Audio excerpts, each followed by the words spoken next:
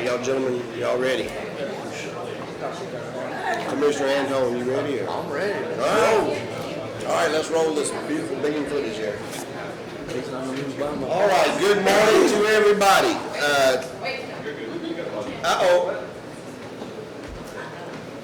We ain't rolling yet.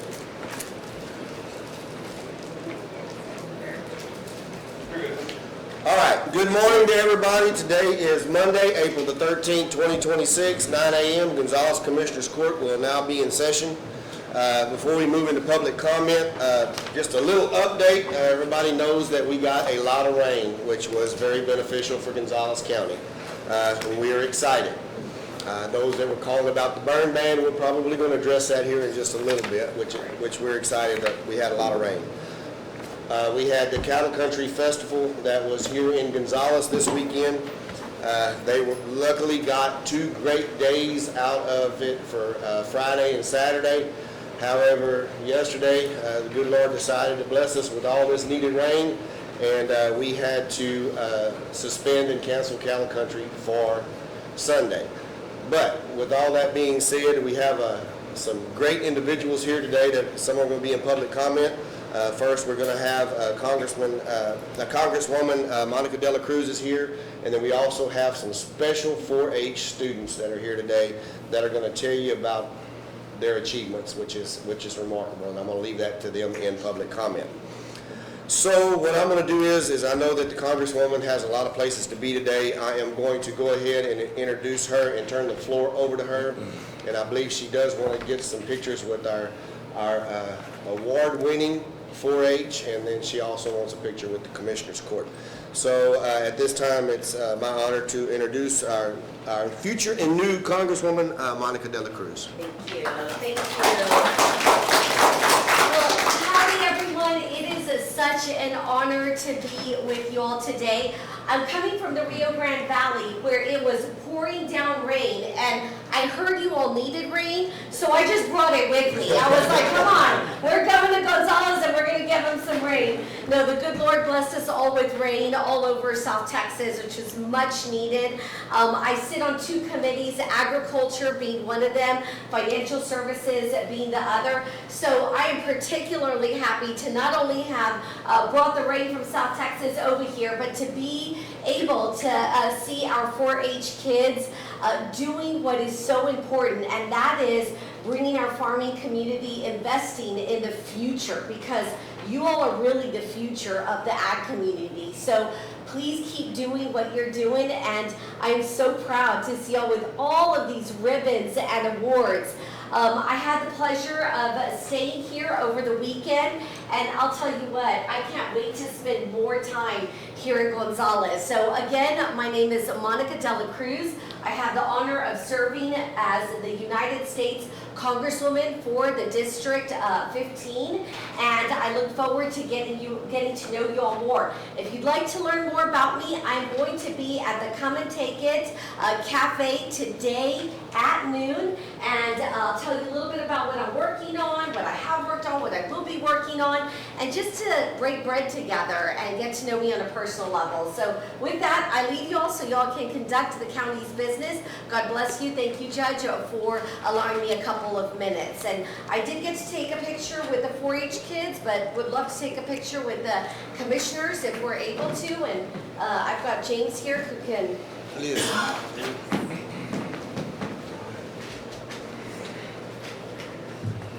Thank you. I might have to zoom in. Or you get in the middle of the 2 up there. Okay, I'll get in the middle right here. That'd be perfect. Okay. You got us now? Yeah. Okay, ready? 1, 2. Great. Awesome. Here's Lacey. She's a strong woman there. 1, 2, 3. Got it. Thank you. Thank you. God bless you all. Thank you so much. Thank you for your service, gentlemen. Appreciate you all. Thank you guys. Hope to see y'all at noon. Bye-bye. Yeah, and I believe that she will be available at noon. If y'all have any questions or concerns or whatever, you can have that opportunity at noon to visit with her. All right, so we are going to move back up on number 1 here. We have, is that Gracelia Hernandez? Yes, ma'am. Good morning, everyone.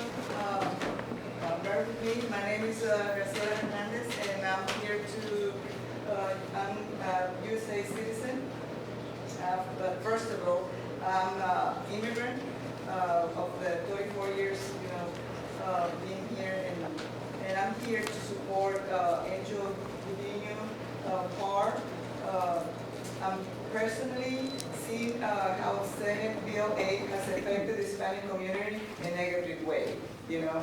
And, but also, I'm firsthand seeing the effects that has been on Angels and his family. It's deeply sadness me that here are other families going through the same situation now, you know. And please ask that the court that really takes in consideration the effect that this will have in our community. If it continues happening, but you know, everyone knows what is happening in this town. So thank you very much. Thank you, ma'am. All right. Ms. Blue, it's your floor. Okay, my name is Gail Bluta, and I'm the County Extension Agent for Gonzales County. Nice to see everyone. I'm here today to kind of show off my kids and what they've accomplished, and their coach, Coach Christina Hattenbach. I want to tell you a little bit about the Food Challenge Contest, because a lot of people don't understand what we're coaching all the time, and why do we always have to keep coaching weekly. The Food Challenge Contest is all these teams walk into a room, and there's a table, and there's a bag on the table with a secret ingredient. And I wrote down some of the secret ingredients. It might be balsamic vinegar. It might be jicama. It might be even a sweet potato, which was really, really challenging. They have 40 minutes to prepare a dish and a 5-minute presentation. So at this point, I'm going to turn it over to the team, and they're going to tell you what they've won. In the Houston Livestock Show and Rodeo, the total amount of teams competing was 92. It was a gigantic contest. We were all really excited about progressing to the finals since it was the first time we'd done so. Our next competitions are Buck Days in May, so that's coming up in 2 weeks. Yeah, so that'll be Corpus, and then in June we're competing at the state level at Roundup for title of state champions for this year, so that'll be fun. So Gonzales County has quite the reputation right now. And then Christina's going to recap some of the things that we've won. Well, so this year we started at State Fair, and we got 3rd place at State Fair. And we moved on to the San Antonio Rodeo, where we got 2nd place. We went to district and got 1st at district. And then we went to the Houston Livestock Show and Rodeo and achieved 1st. And so we're hoping now to continue that on to Buck Days and then also to state. And we're hoping to make it to nationals. So these kids have worked really hard. We've started 5 years ago with some of them, and some of them have just entered the team this past year. But we've got a great team, and they work hard every week. They come and they practice, and we do everything we can to get better. So. Yes, and they're coaching the younger teams, which makes me happy. And I wanted to conclude with thank you for your support, and thank you for supporting MRH. Our program continues to grow. I did get an email saying that our program is up by 9%. That's amazing. And we had the remarkable rodeo this past Friday, and that was a wonderful event. If we could take a picture? Yes. Okay, let's do it. Can I add one more thing? Go ahead. Also, all of this team are Texas Healthy Youth Ambassadors, and so they work alongside Miss Gail, and they go out to the schools and to community events, and they help teach other kids in this community and in Boulder about food and nutrition, and so they also serve and give a lot of their time with this program. Yeah, they are required to get 40 hours a year. And if they don't get 40 hours, they're not going to be a health ambassador. So, yeah, it's a wonderful program. All right, well, y'all come take a picture. I'll give them a hand.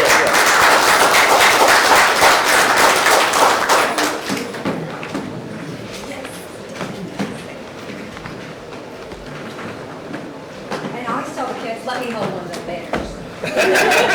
Do you want the Houston? I'll take that Houston. Okay, Christine, jump in. It's kind of nice when we can't hold all the awards.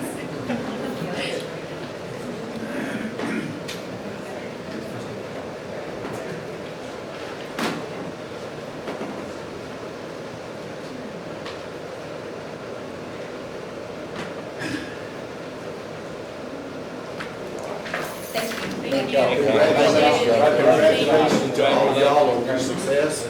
Y'all ever cook on the side for like Commissioners Court? We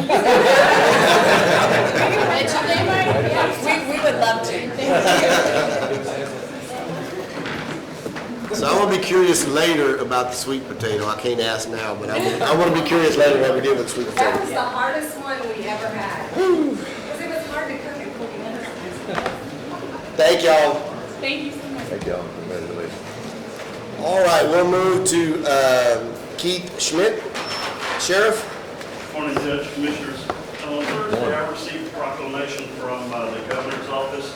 Sorry, it was a little behind where we could get it on today's agenda, but if y'all would allow me to, I'd love to read this proclamation. It's State of Texas, Officer of the Governor.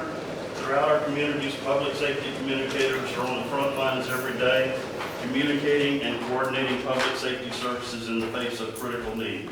Car accidents, medical emergencies, and public safety threats of any kind. These highly trained professionals answer calls for help and address emergent needs with skill and speed. Dispatchers, 911 operators, and crisis communication specialists remain employed during stressful situations to reassure callers and establish swift responses to any calamity. More than 4,000 public safety telecommunicators work in 600 emergency 911 call centers, providing critical communications in the face of difficult circumstances. Their ability to operate telephones, radios, and computers supports law enforcement, emergency medical services, and firefighters. While their professionalism, empathy, and commitment inspire people throughout the Lone Star State, the Commission on State Emergency Communications works with telecommunicators and local and state governments to ensure that Texans have reliable access to emergency communication services. Each year, the Commission brings awareness to public safety telecommunicators and recognizes their importance to public safety. At this time, I encourage all Texans to learn more about the critical role these dedicated professionals play in our lives and to extend their appreciation to public safety telecommunicators. They provide essential services to their fellow Texans and ensure that help arrives swiftly to those in need. Therefore, I, Greg Abbott, Governor of Texas, do hereby proclaim April 12th through the 18th, 2026, to be Public Safety Telecommunicators Week in Texas, and urge all Texans to observe the occasion with appropriate ceremonies and activities. In testimony hereof, I have hereunto affixed my signature this third day of March 2026, signed by Governor Greg Abbott. Thank you, sir. Does that need signatures or anything on it? No, sir, I don't think so.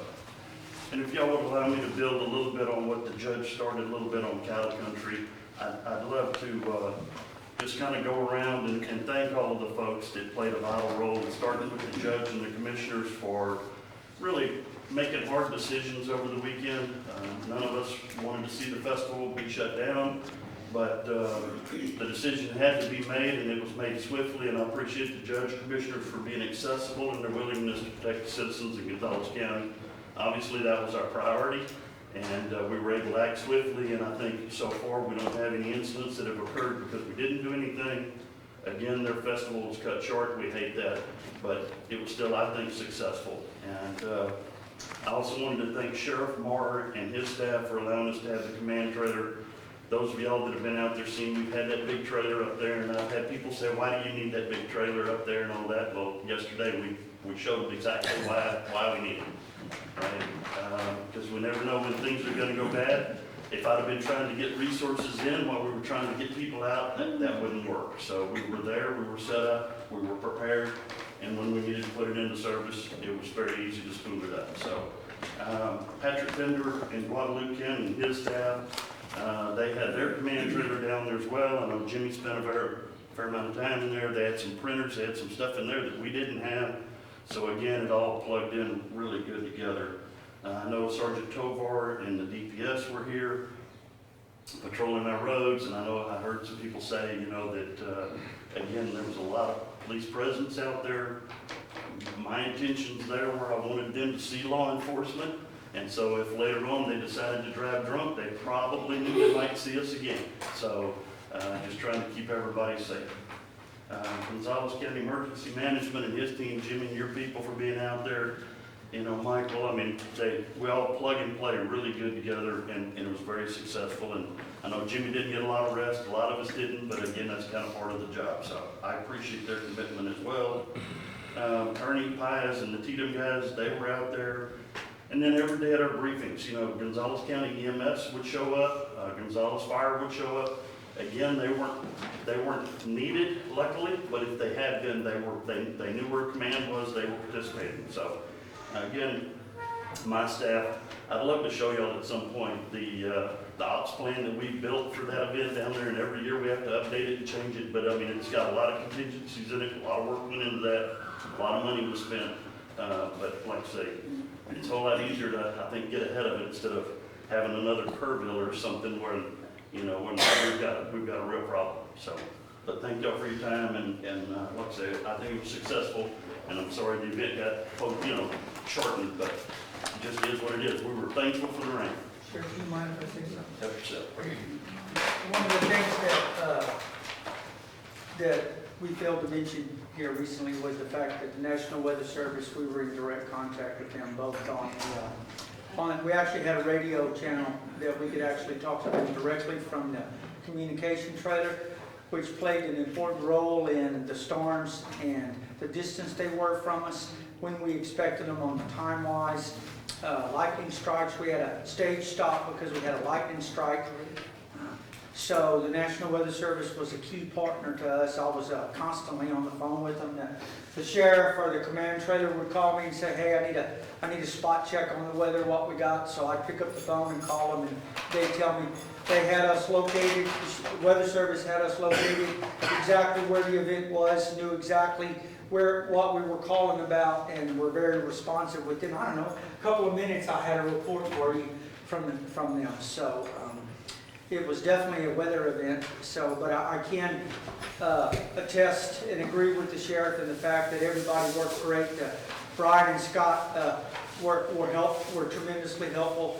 The signs were tremendously helpful. Thank you, Commissioner Staten and Commissioner Brzezowski, on the signs. We appreciate that immensely. So it could have been a lot worse, but I think on his leadership and the judge's leadership, it turned out as best as we could. So thank you. Yeah, and just to kind of add on to that too, as magistrate, I had the jail this weekend. We've had, this will be actually the fourth, including Float Fest.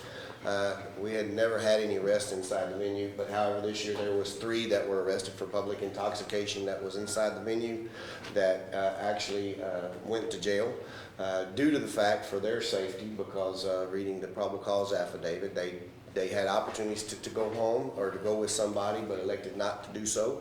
So that was that part. And I think on the road, I believe there was, I'm not sure, one DWI that was actually arrested by DPS. So the presence of all the law enforcement out there, which made the highway safe. We had a lot of rain. Very fortunate that I think that this command presence that was here assisted in not having any major crashes, because people are acting right when you see the black and white or the sheriff's department car on the side of the road. So that was great success, and I owe that to all of our team here. So, all right, we can move on. I have a few other public comments, but they are during an agenda item, and when I get to that agenda item, I will call on those, okay?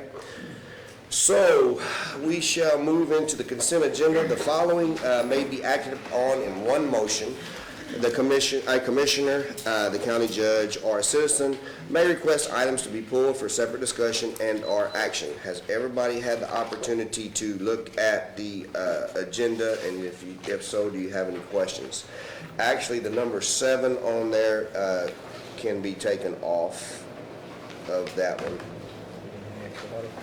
Well, we did have it, but well, this is actually worded for the transport of water. That was part through the county at no cost, so there was no cost on any of that.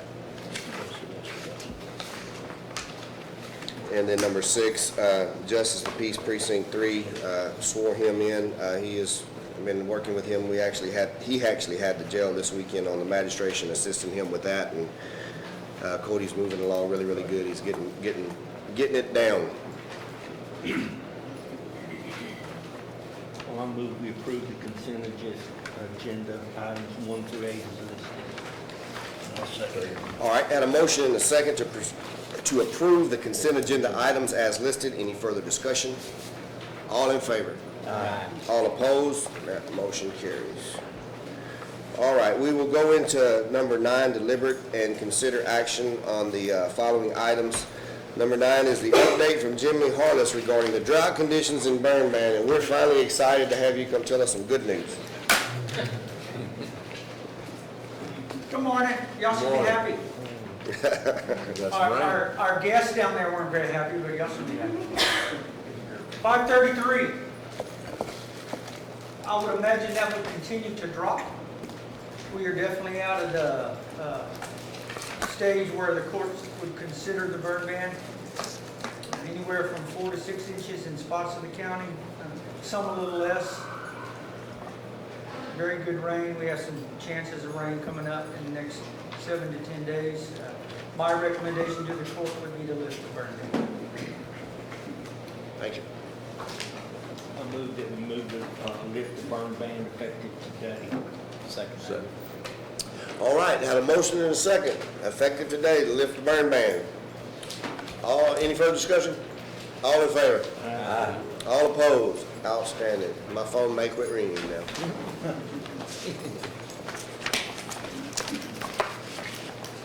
All right, we're going to move into number 10.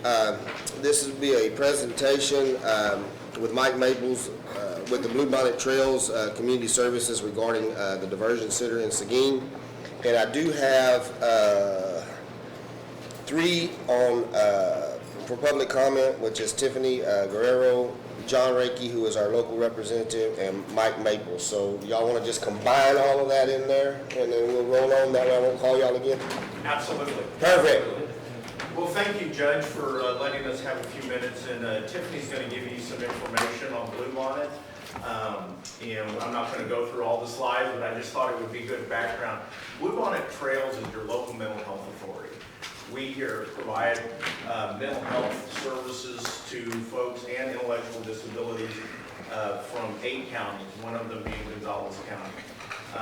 And so we're part of local government. We're also delegated a lot of powers and authorities by the state to provide mental health services to the indigent, persons who don't have any money, any resources.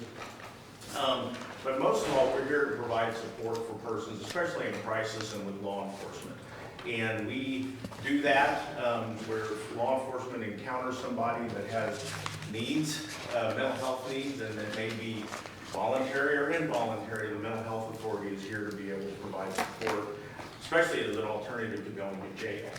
So that is one of our biggest services that we provide here. Like I said, we're funded by the state of Texas, also by federal dollars and local dollars when they're available. So counties like yours, when available and have the ability, and certainly like to have discussions at budget time about that. But we provide services across those 8 counties from everything from psychiatry, mental health, counseling, residential care for persons, substance abuse services for persons, and like I said, that most importantly, the crisis care that we are available 24 hours a day, 7 days a week to work with law enforcement. We provide services to adults and kids and be able to provide services as alternatives to going into the hospital. We many times help divert kiddos from ending up in the CPS system, Child Protective Services, and can provide some alternatives to that service as well. In here, you'll see those services that we offer the populations in your community. Also, I'm going to let Tiffany talk real quick. We do a needs assessment. We work with the counties, all of the counties we serve, but particularly in Gonzales County, do some surveying and some work with the citizens of Gonzales County to identify what are the needs in the county. We also look at statistical data throughout that the state provides to help us identify where do we need to put resources. So I'm going to let Tiffany kind of summarize what we've identified for Gonzales County particularly, and then what we have provided service-wise in the community in the last year. So if you'll flip to page 7, We are looking at lots of different statistics for many different reasons. Like I mentioned, we do a community needs assessment every 2 years. We're doing that now. We'd be happy to give you a copy of that when it's concluded, but we've got some statistics here that guide us when we submit grant applications, but also as we consider what services to deliver. We've got data on households experiencing severe housing problems here in Gonzales County, student homelessness, youth dropout rates, and of most importance to us as your local mental health authority, the latest drug overdose rate data indicates that this county has the highest rate among the 8 counties that we serve per capita. That's really important.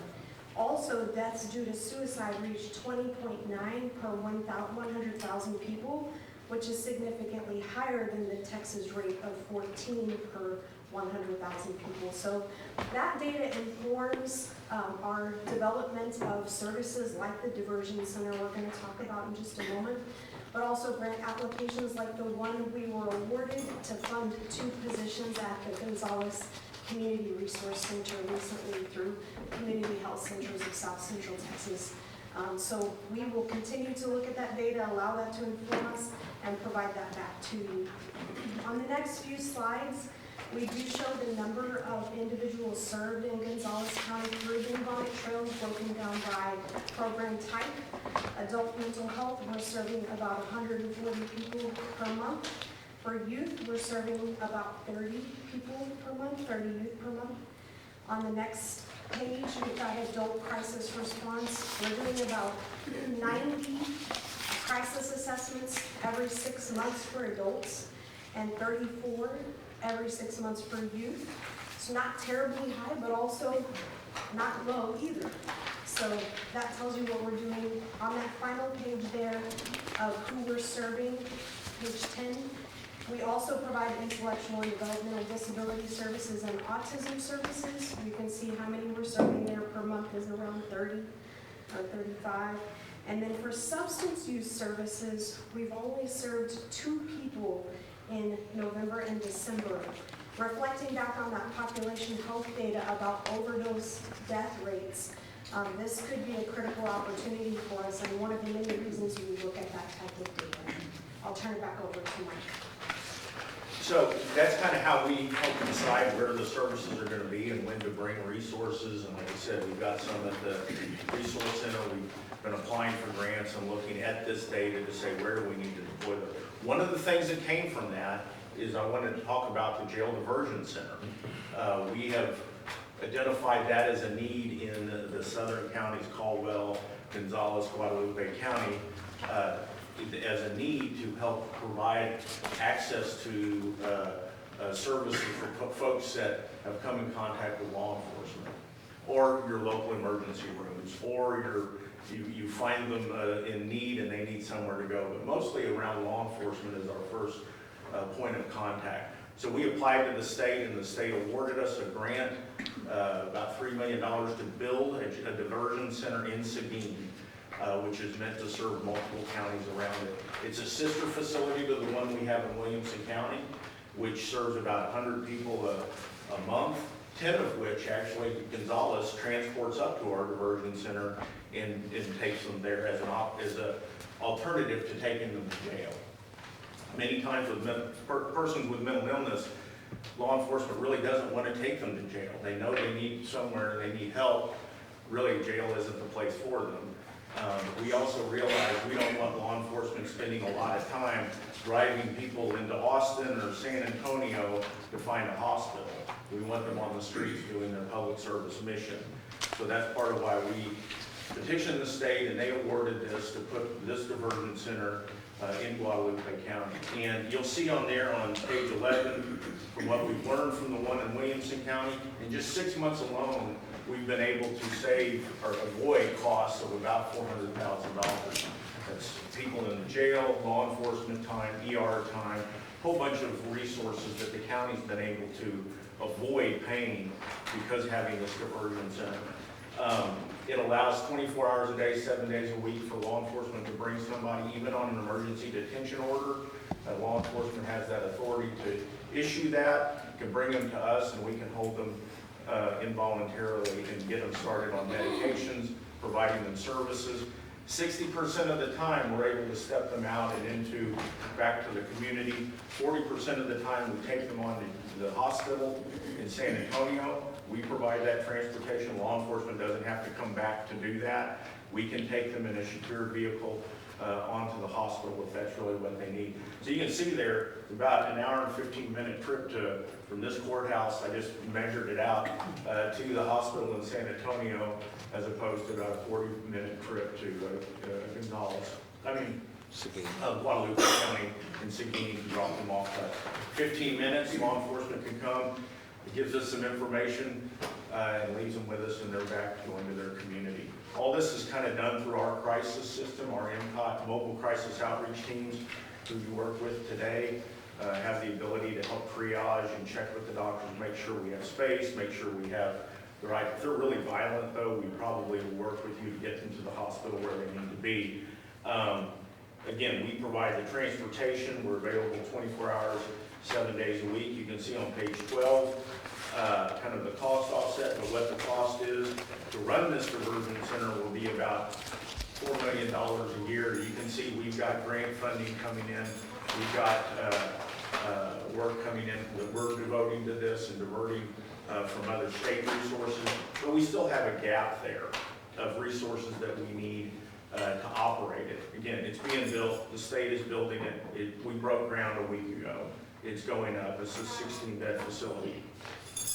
So part of what and Judge Davis, I was able to meet with him and talk about help writing letters to our legislators, like Senator Colcourse. You can see on the last page on 13 is a copy of that letter that I provided the judge to consider.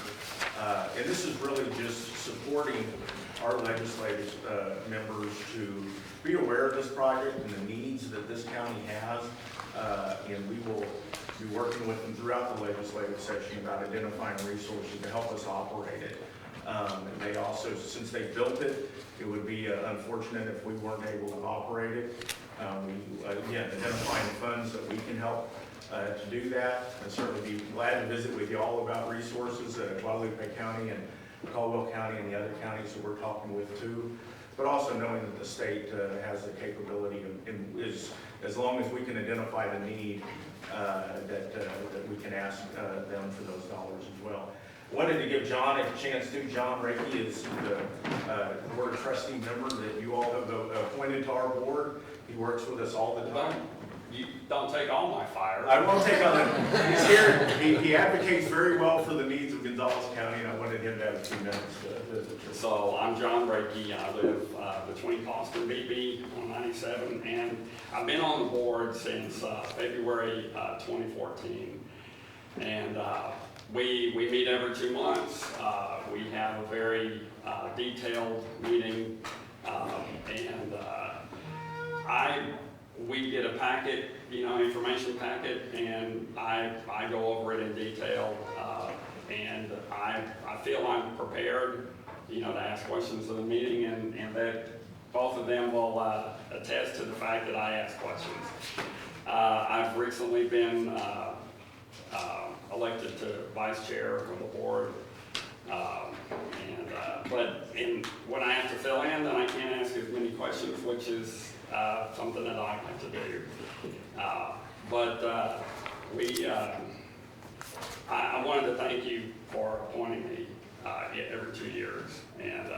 And one other thing, I'm also on the Gonzales Advisory Board, Mental Health Advisory Board, and y'all give us money, and I wanted to thank you as well for that.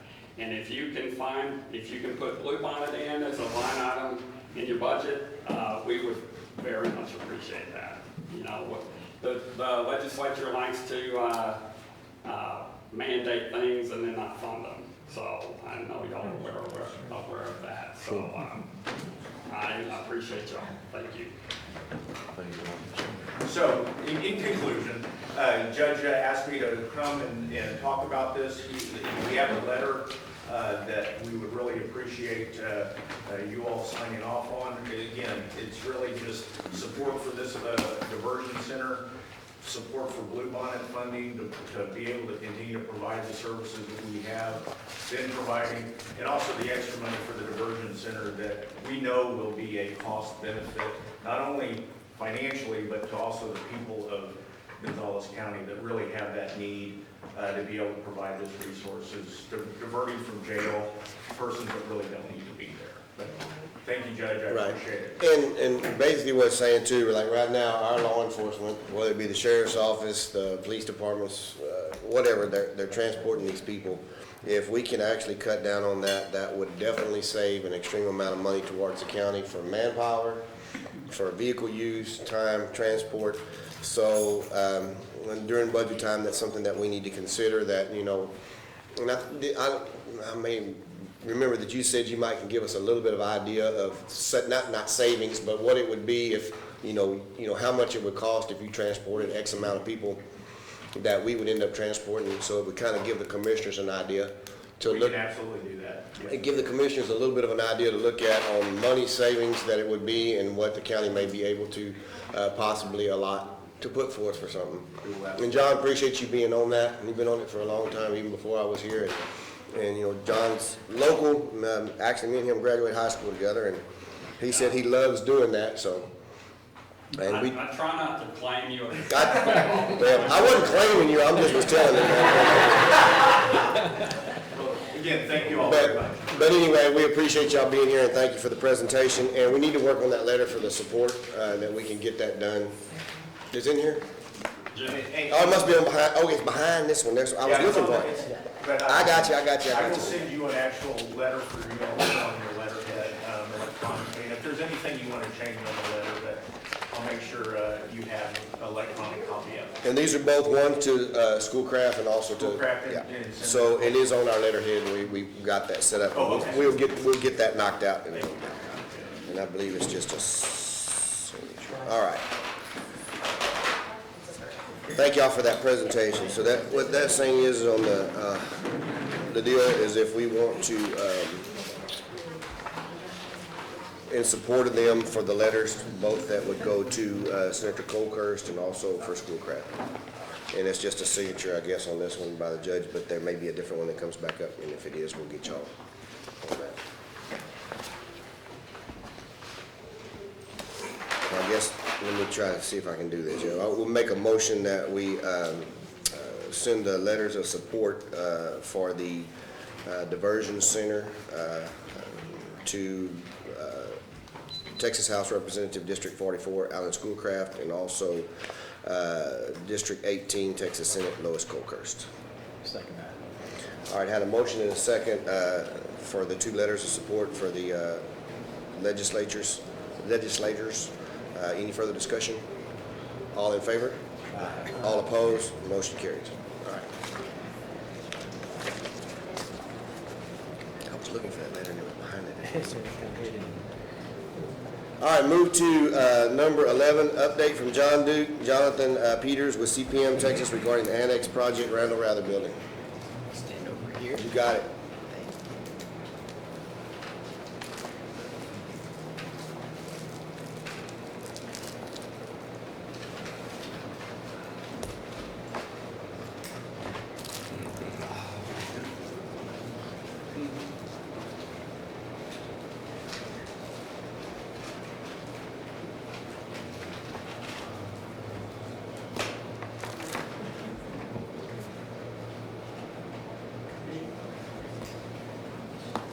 Our goal is the USB and HDMI. Oh, yeah, the HDMI.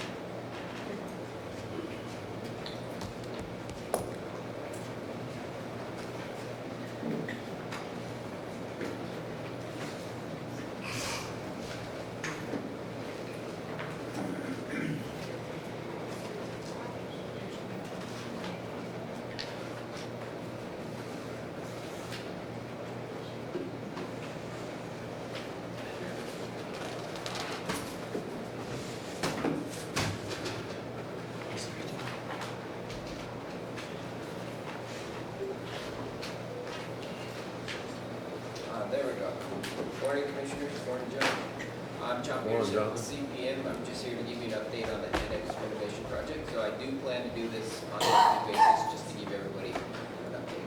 So, for the past month, we were able to substantially complete both the interior and exterior framing. If you drive by, you can obviously see it. That then allowed us to start the MEP rough-in following the completion of the framing. That then allowed us to conduct the box walk with the team. So that's when we all got together. We went through, we walked through every single room. We maybe, moved some power or added some power. So everybody's now on the same page about what's required. We were able to start one side of the sheetrock. Then we were also able to hit a pretty big milestone when we were able to remove the existing roof and then start replacing it with the new roof. The north and the south side of the building still has some parapet work, which we will complete this in this upcoming month. Also on the exterior, you can now see the blue walls basically going up, so the air moisture barrier has started. So for the next month, we do plan to complete both the exterior roofing and parapet work. We're going to continue the installation of the air moisture barrier on the exterior. We're going to progress towards the building drying because that then allows finishes to start. We're going to continue the mechanical, electrical, plumbing, low voltage, and fire alarm rough-in activities. We're going to start with the installation of electrical panels. So there was a priority in the electrical room to start that work so then they can start getting permanent power. We're going to progress towards the installation of the mechanical units on the roof and all the associated ductwork towards it, and then the start of the in-wall installation. Some of the procurement activities, so the new HVAC units are on order. The estimated arrival time is pending. It's 5 to 8 weeks depending upon the tonnage of the unit. The civil scope is still under review, and then the telecom and phone systems. I'm still working with James Teleco on the final design and equipment, but he was also on the box walk. And then this is just some project progress photos. These are from last Tuesday. So this is just the exterior of the building, the south side of the building. They did basically cover up some of the south side where some of the awning goes, and that was to allow the drying of the building. This is the east side of the building. There's just some more work. This is what they were continuing to progress through that day on Tuesday during our meeting. This is on the right-hand side is the storage room, and then on the left-hand side you can start to see the drywall go up. On the left picture, that's the new Commissioners Court, and on the right-hand side is the new District Court. And then this is removal of the existing units. They were then placed on a trailer and then transported for the county's use in future areas. And this is just some of the roof work. We got the roof curves flashed in, and like I said, just the north and the south parapet remains on that. And that's it for the month. Any questions? We still scheduled? Yeah, they're scheduled for September 1st right now. They are trying to pull it in a little bit because their schedule's showing about 9/7, I believe, so they're working towards it, yeah, but we're still on schedule.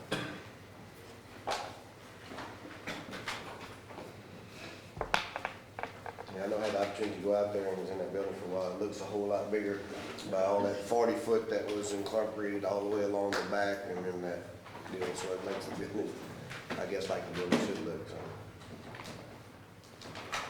I know we discussed when we walked the other day about the back, the dock area. Are we gonna have to revisit that, or is that something that? That would need to be brought up with the civil engineering. He's got to pull us down now.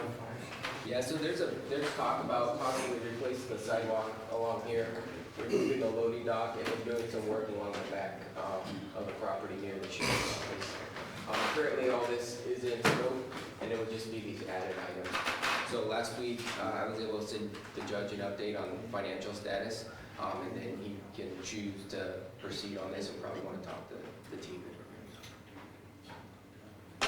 So this all in scope there, talk about removing these parking spots for bigger trucks, possibly moving some of these 88 parking spots, new sidewalk, new loading dock would then allow new parking spaces as well. And then just check the grading in the back so it doesn't flood in. Amy, what was the amount of parking spaces that we had? Out there? Yeah. Was it 86? That sounds about right. Yeah, I think it was about 86. And then here was when you counted the. Not right at 50. even counting the church side, yeah. So just to kind of get on it, it's still a lot more parking there than you actually really imagine compared to what we have here too, so. Anyway, I just want to put that out.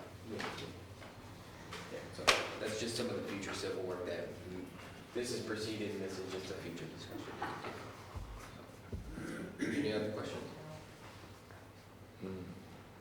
Good. Well, thank you. I will see you all next month as well. Thank you. I'll give you an update on it again. All right.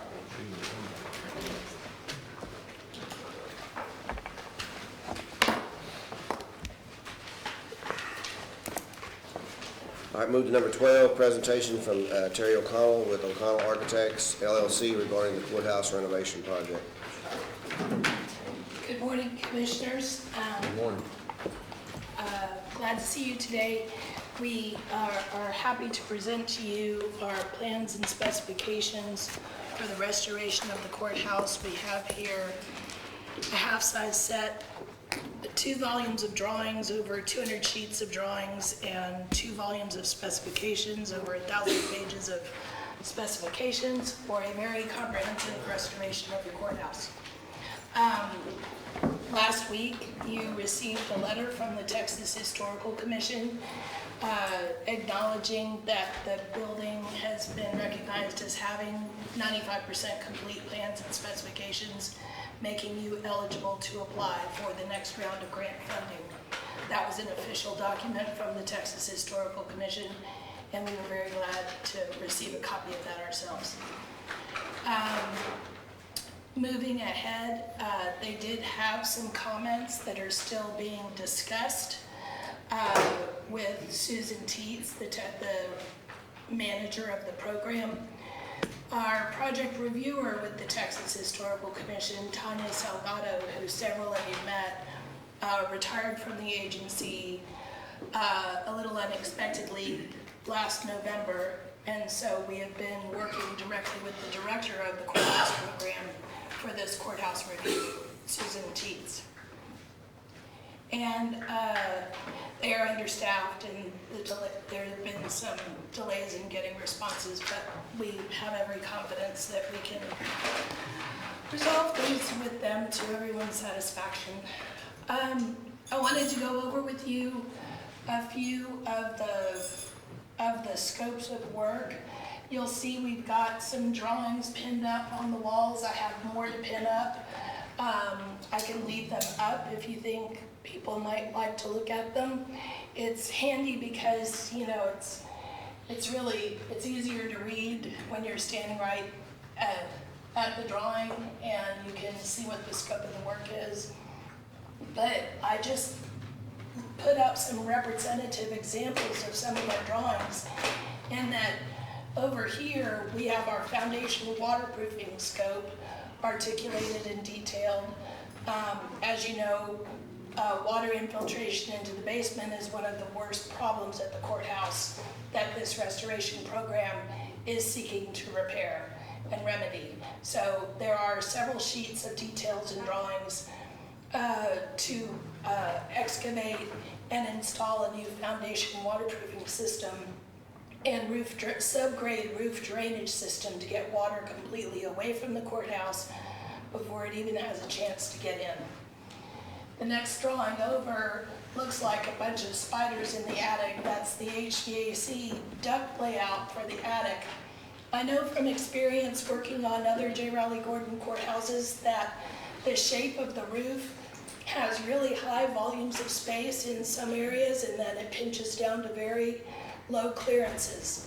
And so you have to be very careful when you're laying out your ductwork to make sure, to the extent possible, that everything is going to fit in there. We've got new equipment that's going in the attic and new supply and return ductwork that's all going to be fitted into the attic.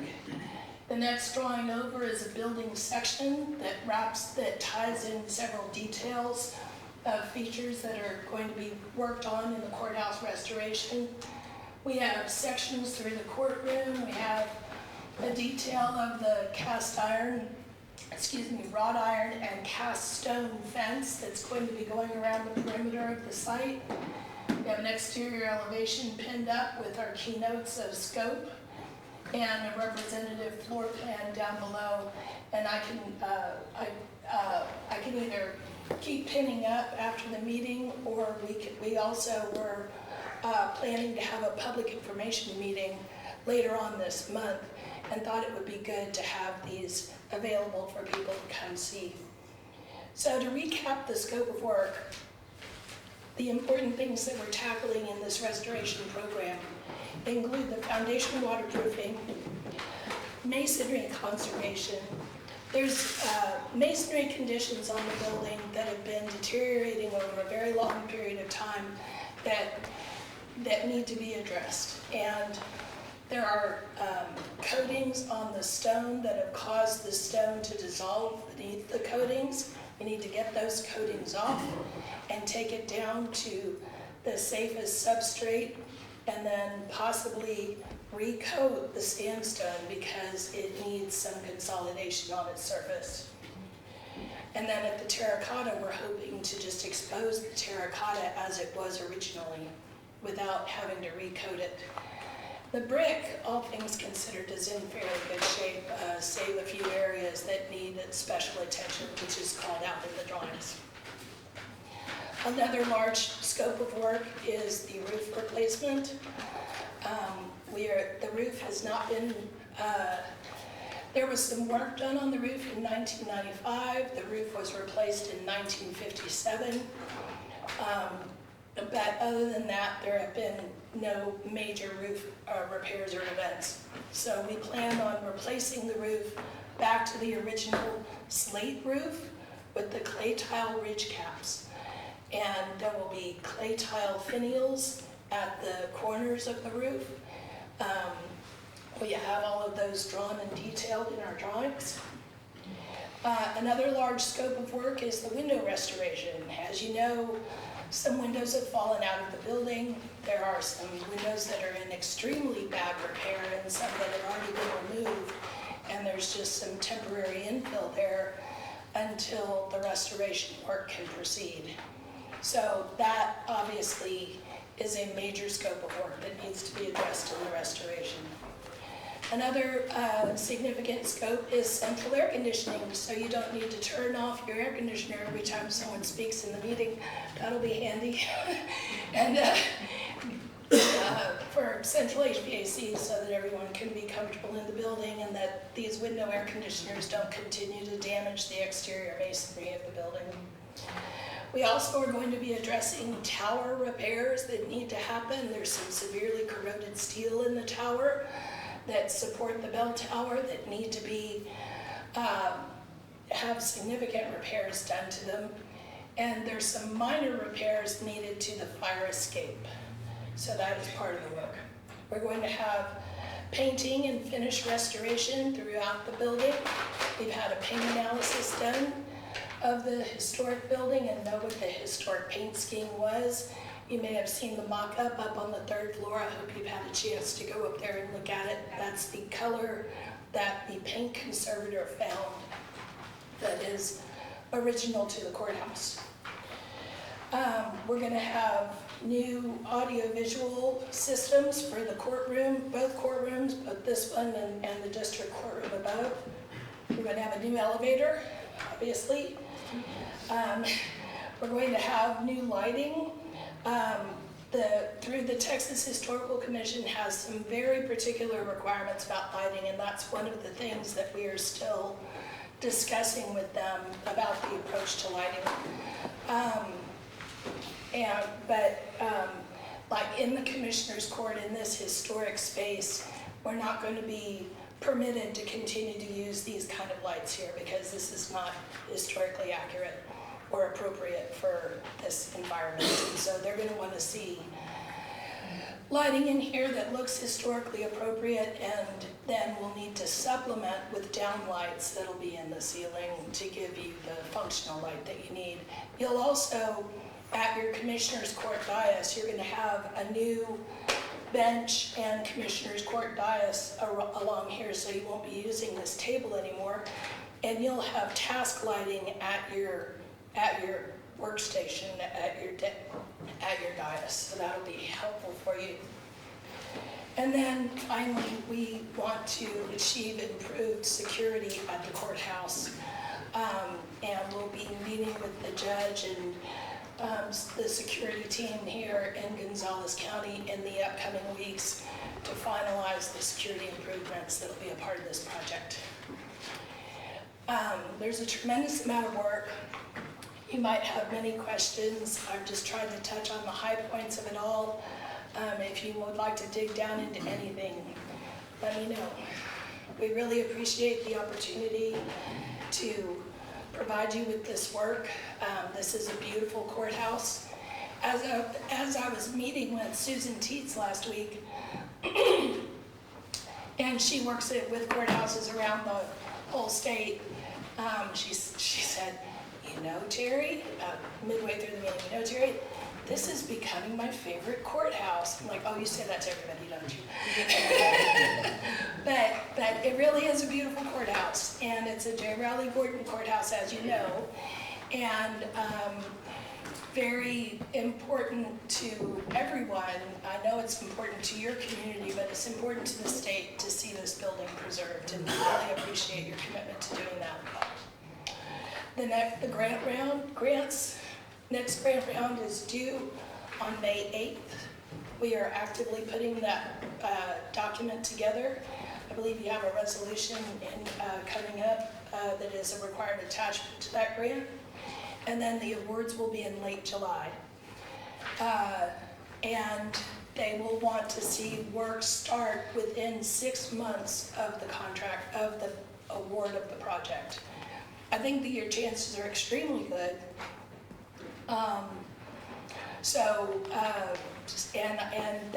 She asked if y'all were ready, and I told her all the steps that you've been taking to become ready. And with the annex being your biggest accomplishment right now, you've been very organized and gone about this in a great way, and I told her y'all would be ready to go. So with that, do you have any questions? No, I just wanted to note, because we had did it last week, that was it May the 11th at 6 p.m. We're doing it here at the courthouse.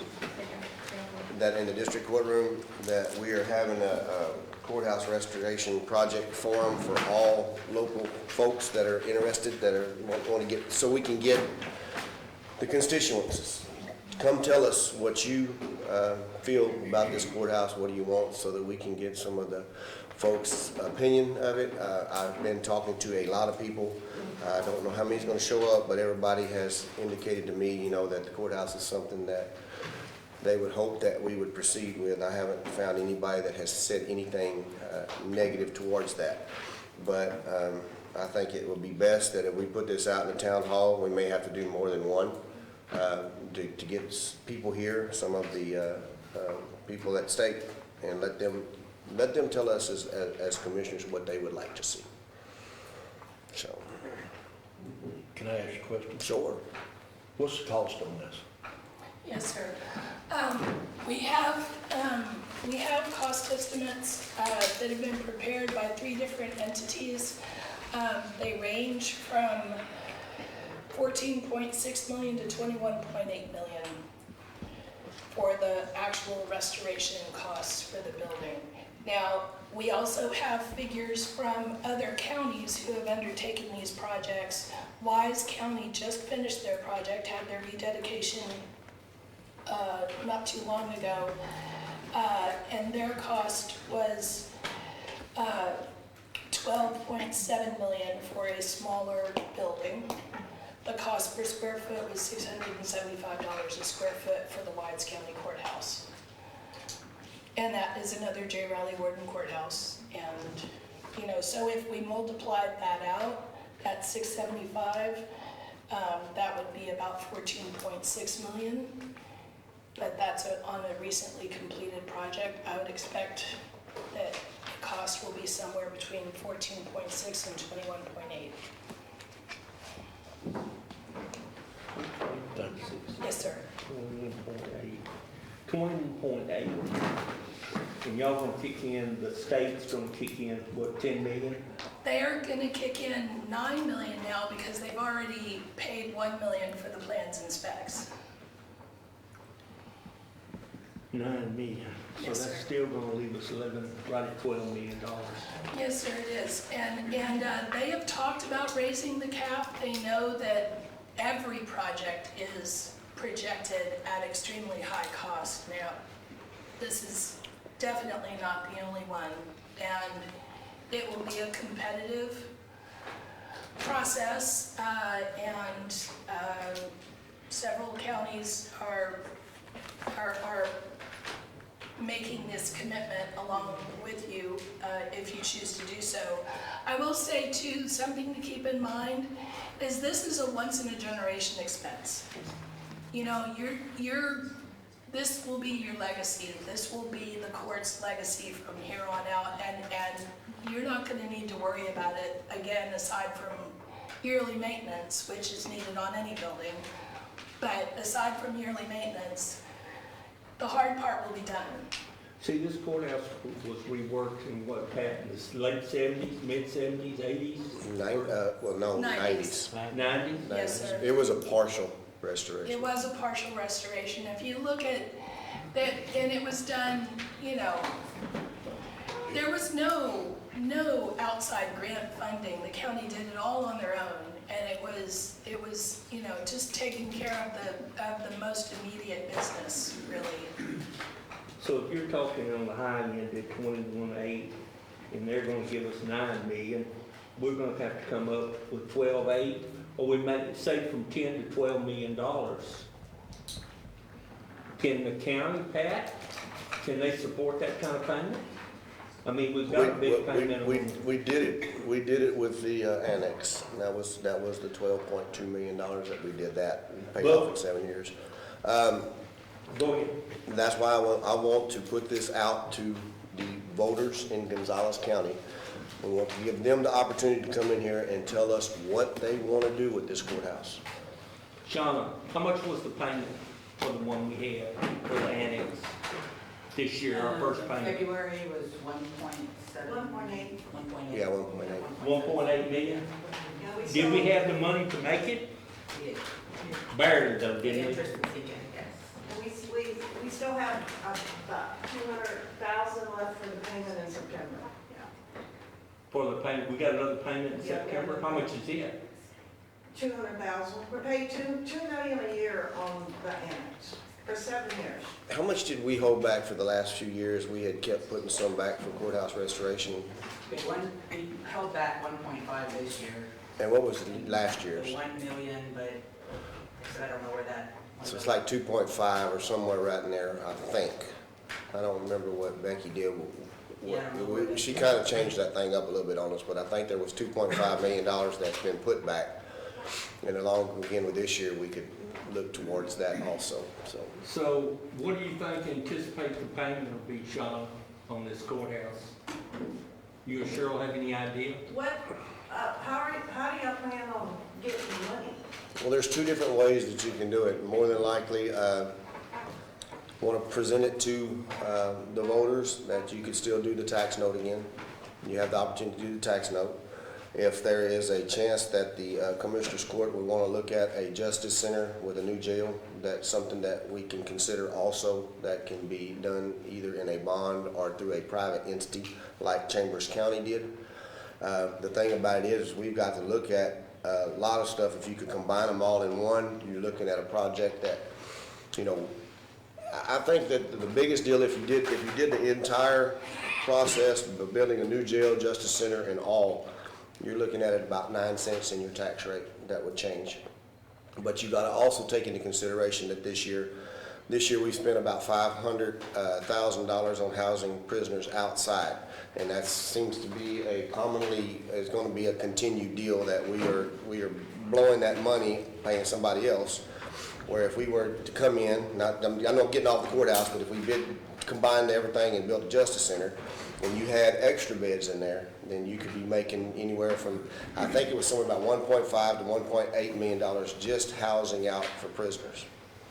So that's money that would be an income that come in that could help offset it for a time.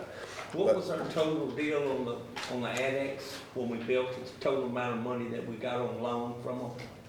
12.2 million. How much? 12.2. 12.2 million. 12.2. But I understand some of that money was supposed to be for the Randall Rather building, right? Some of it is going towards that. And that's another building that we put an extreme amount of money in over the years. Yeah. And right now we have like in the courthouse annex, the tax note, we have like 8 million left. So. In the what, in the annex? In the tax note. Yes. And I Well, my concerns are, we're making these large payments, are we gonna be able to make them if we do all this? Or we're gonna have to go up on the tax rate with the people that are paying for this?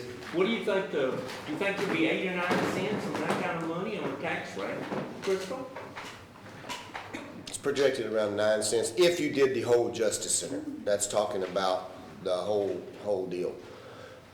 When we had a meeting a little bit, we'll get John Duke to come in we still have a couple of more items that we need to discuss.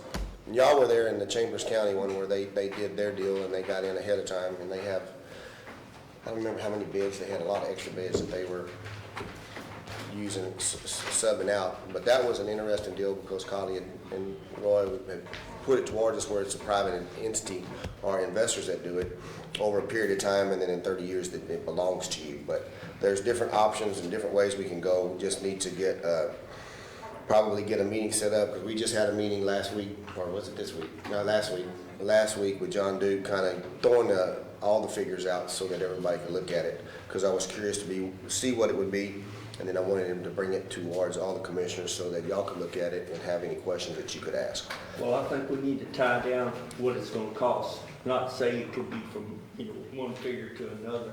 If you're talking about a big spread of millions of dollars there, we need to narrow it down if we're gonna talk to these people and tell them exactly how much money we're gonna spend. Yeah. We can't go into this just say, well, it's gonna cost between here, this and that. Well, we have to bid the project to find out how much it will cost. And to answer your question, since you asked me, your debt obligation, when your county auditor certifies your debt obligation to me, that is when I figure your debt. And your debt is figured by the value that the appraisal district then gives to me in July against the debt obligation that she has to pay for that upcoming fiscal year. So until I know that amount, I can't tell you what the debt amount is gonna be for this upcoming year. I can estimate all day long, but I won't know until I have those exact numbers.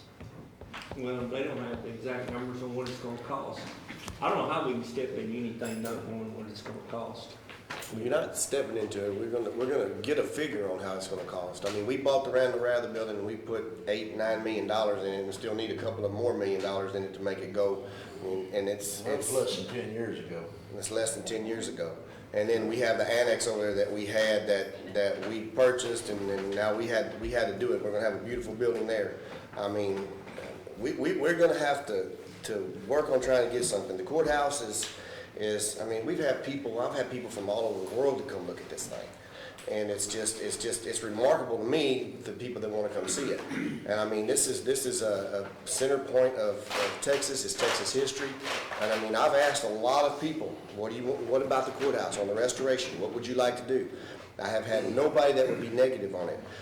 During this deal, there's also a possibility that somebody may want to donate something towards the courthouse from an individual that may be from here. I don't know, but we have that meeting on the 11th, and I hope that we have a good turnout for the people to come. And how are y'all gonna let people know that y'all are having this meeting? We're gonna publicize it, Cheryl. In the newspaper? Yes. And what if everybody doesn't read the newspaper? We're gonna put it out as. it's going to be on the Facebook page, our county judge page, our website. So yes. Can you send it out on your phone deal, the message that Charlie will have? Where are you gonna hold that at, Jimmy? We're going to hold it in the district courtroom. I think that's enough room. I hope. We had it full on the water supply deal. But at least us as the deal, we'll probably have to set it up so that all of us can be there when we do that. We have time to do that. And that way we can be there. We can talk to the people can talk to us, we can ask questions, and we get the majority of what people want to do. I mean, And when is the grant application deadline? It's due May 8th. May 8th, so we get the application in, then when is the notification, is July? you said? July, end of July. So if we, 2 years ago was July 18th. if we apply, we go through our meetings, we still have time to accept or decline, whether if you have to apply, That's true. you can still accept or decline at that time. That's true. Yep, you can. Can a county do two tax notes in 1 year? Yes, ma'am, sure can. You can do as many as you want. Okay, but why couldn't you do like have it on the election, the election and. Bond. Yeah. What you're talking about, bond. Yeah. You can. That's one thing we can. And let the people That's vote one thing on we it. can discuss on the 11th. That's why we're having it on the 11th, to see what people would like to do. Yeah. And we'll have everybody there involved. We'll have. Everybody. We'll have Terry and her crew, we'll have. John Duke, and his crew. everybody's gonna be We'll have there. everybody there. So people can ask whatever questions that their little heart desires. But it's something that we really have to look at, and I mean, we've had this building for, 130 years? And I mean, you divide $12 million into 130 years, and you come out to probably about $65,000 or $75,000 that it would cost you to operate this thing over all these years. And that's with all the inflation that we have, all the prices, the metal, everything else that we have. We've neglected this building for a long time.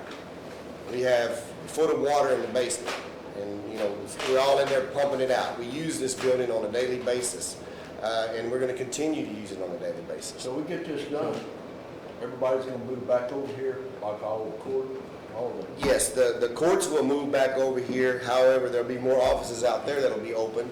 And I know Commissioner Gonzales had a good deal. We talked a little bit about the appraisal district and what we may do with them, but we also have the extension agent that we have somewhere. And within that time, depending on where we can put somebody, we'll have a lot of offices open.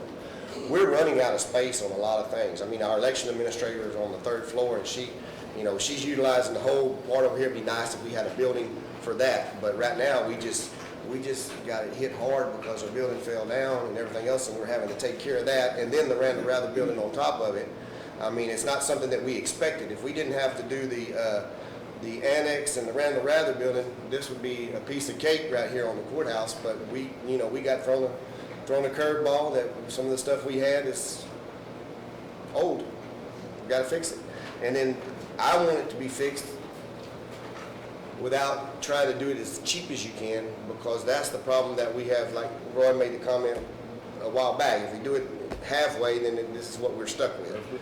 And if we do it this way, I mean, this slate roof that's going to be on here, I believe it's a 100-year roof. Yes.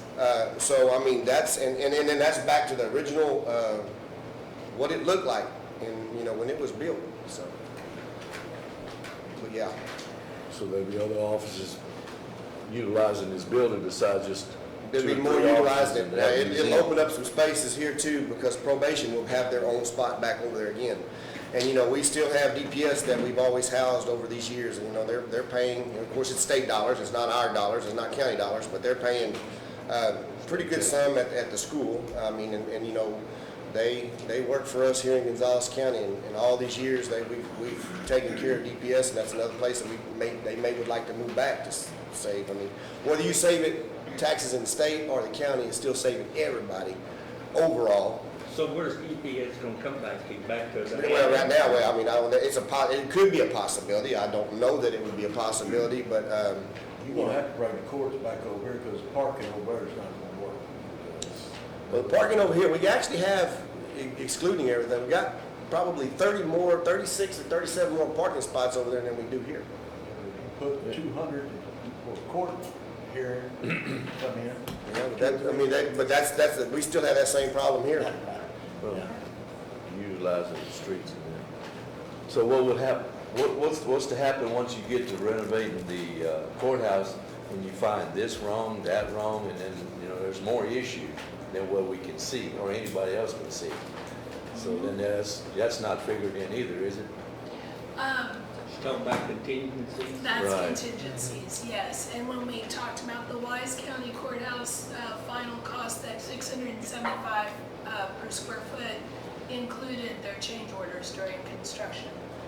There will be change orders, there will be discoveries. This is an old building and there will be, you know, a strut in the attic that goes right through something that needs to be negotiated around. Changed There may out. be something happens. But on the other side of the coin, we have measured this building ourselves and drawn it ourselves, and we're not relying on anyone else's drawings. Now, you stated that the state may add money to the program, or they discussed adding money to the courthouse renovation program. Is that a possibility? They have discussed raising the cap on grants. They will not make any decision on that. I don't know if it would happen this time or on this round or not. I think that they're waiting to see how many applications that come in. Judge Davis knows it was a very competitive program. There were a lot of Right, people there. and depending on if they're gonna do partial registration or restoration or full restoration. And the thing about it is if they don't accept some of the other ones, that can allow the money to be a little bit bigger. Exactly. And they have the opportunity to push it to where they may want to. So my deal is I think I'm gonna talk to Monica Dela Cruz today when I visit with her. I wanna call Lois Colkhurst and I wanna talk to Schoolcraft to give them that, and they cover this area, they cover this courthouse, and get them to actually contact them to see if, you know, this is what we need. We're a small county, and it's worth a try. Exactly. And how many G. Gordon Riley courthouses were there in the state, and how many are left? There's only 14 left, I believe. The only one that hasn't been a part of their program is Victoria. Victoria. Victoria Too many has- changes they've made to it. Yeah, they've made a lot of changes to that one. But all the other one, this is the last one to be restored as part of the program. I don't know if Victoria will join someday or not. Are the other ones fully functional? Oh, courthouses and absolutely, everything? absolutely. And I worked on several of them. I did Fayette and Comal myself. Comal just won the maintenance award this year from the Texas Historical Commission. Last week they had their annual conference and Comal County got their maintenance award for taking such great care of the building. And yes, they're all just thriving. And you know, you mentioned how many people come in to look at the courthouse. It's going to ramp up considerably once it's restored. Yeah, it is a great tourism draw. It always, the courthouse restoration has the power to just level the community up in a way that you might not even be able to imagine right now. Llano County completely changed from the time we got started till the time we finished. It was a vibrant town square area by the time the restoration was complete. It has a really rejuvenating effect for the community. And of course, during Come and Take It, the courthouse and the old jail is a center attraction for everything, so. As it should be. And do we have some figures, say, there's items, waterproofing and things that need to be, and windows that need to be repaired? Say if we did not do the renovation, but we were to repair those items, what price range would some of that stuff be in? That would be, we could have end to up being a spend in? partial that if we ended up going towards a partial, but, you know, I don't know what you Well, think. that's a really good question. You know, I did the exercise of what are the emergency scopes of work in the last grant round? Because they said, you know, maybe you just apply for an emergency grant. And I was up to $8 million alone on emergency grant situation with the water infiltration, the windows and the roof. We're up to $8 million right there. And that doesn't even include the air conditioning or the electrical system or the masonry repair. So that's essentially things that we would need to repair or consider repairing, whether we do the restoration or not. Absolutely, absolutely. So You know, looking at $6 to $8 million to build. And in the future, I mean, without at least half or close to what it is, the county won't be able to afford to do this, and this building is just gonna, over time, it's just gonna get worse. It's not gonna get better, that's No. for sure. Yeah. So when we do have this meeting, I would like to make sure we get it out to the public. Let's include We're working on it. Welder, Smiley, Everybody. Nixon, everybody, so we get more input in here, not just, a few local. Get it out there. Would it help if we had multiple locations, if they had I was a gonna meeting in just- Welder or Smiley? Something we could do too. I was gonna say that. We could have definitely one do in it. Welder and one in Nixon. We could have that one on the 11th, see what kind of turnout we have here, and then we could maybe try to have one in Nixon and one in Welder. Yep. I think that's a good idea. And it gives everybody the perspective to come in, and it would assist everybody up here with what the majority of the people feel, and then make the decision. And then like I was telling Commissioner Boatwright, I mean, we made a decision on the people that showed up at this meeting and told us what they thought. Right. And everybody has the opportunity to come out to do it. But anybody in the crowd have anything to say about the courthouse? I'll throw that out right now since we're in open discussion. Yes, ma'am. I love the courthouse. I think I heard when, I'm sorry. My Yes, name ma'am. is Susan Bueno. I've been a resident of Gonzales County for like 40-something years. We used to take pictures of the courthouse during Christmas time because it was really beautiful. I shared it on social media. But, it's a beautiful courthouse. I've seen other courthouses in Lockhart and Christine and everybody else. But, investing in the courthouse, saving it, because it's one of our most beautiful historical buildings. But I think we should, y'all do need to get the public input on what to do with it. Because it's, not to ask, but it's a beautiful courthouse that it's known around Texas and around the Definitely. United States. Thank you so much for your input. Is it? When we see pictures of it, we know. That's my courthouse, right? Anybody else have anything? Janice, you work here. What's your thoughts? It's a beautiful courthouse. I ran for office so I could work in it. Yep. Thank you. I know I've made some comments, but I guess my biggest concern is it's your taxpayers that are gonna pay for this. You put them in debt, 12 million last year, and you're gonna put them into debt again with this.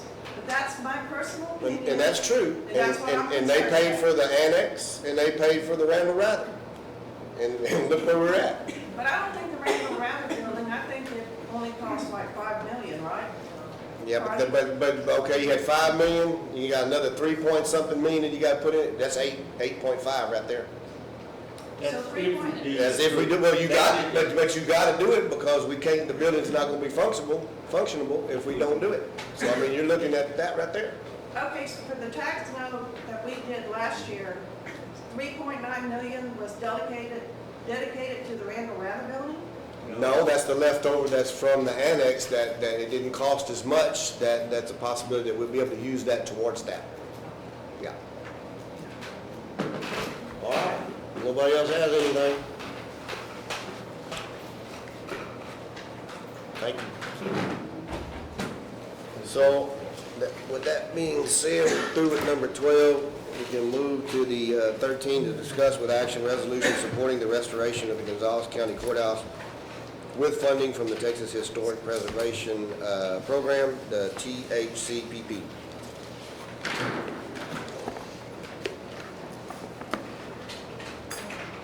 And make note that what Commissioner Boatwright said is that we could get all the way up to the final deal and then not decide to go with it, so.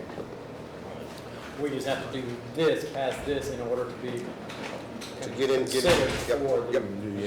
You got it.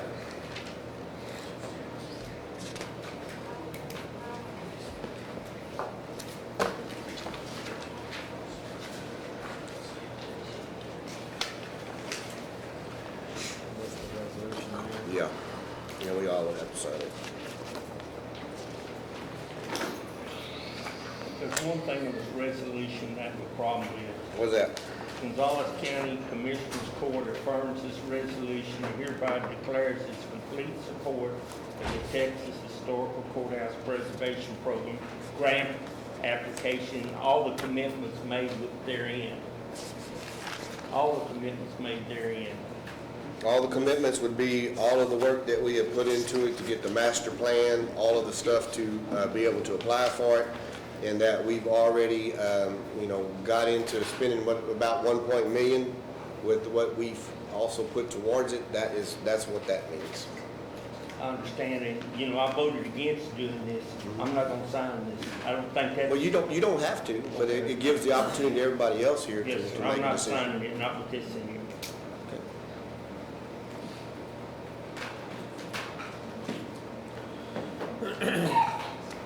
Well, we've done committed county, time and effort on this project, and in order to progress to the next step, I think we need to pass this resolution, so therefore I move we approve the resolution supporting the Gonzales County Courthouse and funding from the TAC.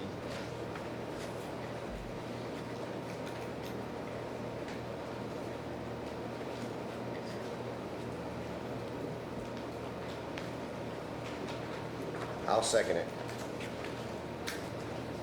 So I have a motion and a second to approve the resolution for the THC funding.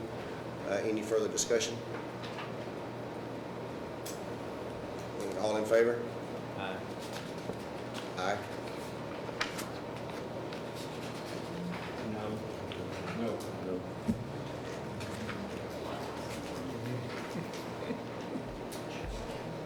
We still have our meeting on the, Well, no, because this is part of the grant application. oh yeah. This is So the y'all, grant so y'all are gonna let this grant fall down. I mean, that's y'all's I final think we decision. need to fix what we got broke right now. Well, we put ourselves in that That's on the position. table, Pat. Okay, all right, that's. I've always said that. And I've been to other courthouses in worse shape than this one is. You don't know how bad this one is. I mean, you don't know. But you understand, by agreeing and passing the resolution, You're not even gonna get the chance to even look at what's going putting on. ourselves, we've spent millions of dollars to get to this point. This is just for the grant application. This is just for the grant application. You can nix it at a later date.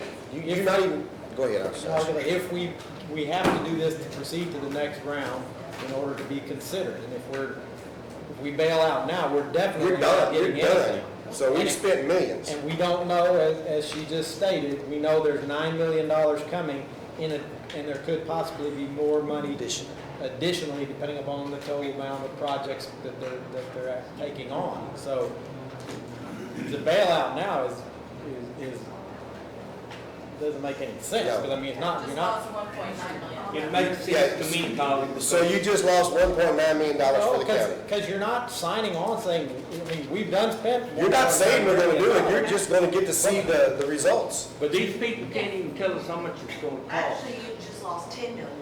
Yeah, you're probably, yeah, So 10, The yes, state yes. is gonna give the county 9 additional I agree. million. But we're gonna have to spend about 12 million, 8. And then you're gonna have to double up on these people on their taxes, you're gonna have to jack their taxes up, and they're not gonna like it. Well, we're gonna Plus, we're gonna have, spend pardon $1 me, million let me to finish. water. Then we're gonna have 2 payments, and we can barely make the one we just had if taxes wouldn't come in. That's my point about it. Right, we have $8 million worth of repairs that are needed today. That we can even maybe get through an emergency. So not now, how necess- are you gonna pay for the $8 million in repairs that need to be made? I don't believe it's gonna cost $8 million. Yeah, that's why the Randall bill is messed up and why the annex is messed up, because y'all didn't believe it was gonna work. Wait a minute. Why And- did and the the- annex and- come into this? Because the You annex. remember what they gave Yeah. the annex? They gave $150,000. And you know what? I found out that y'all knew that wall was falling down a long time ago, that in the back. We never had, that's a lie. We never found, I don't know who told you that, but they're lying.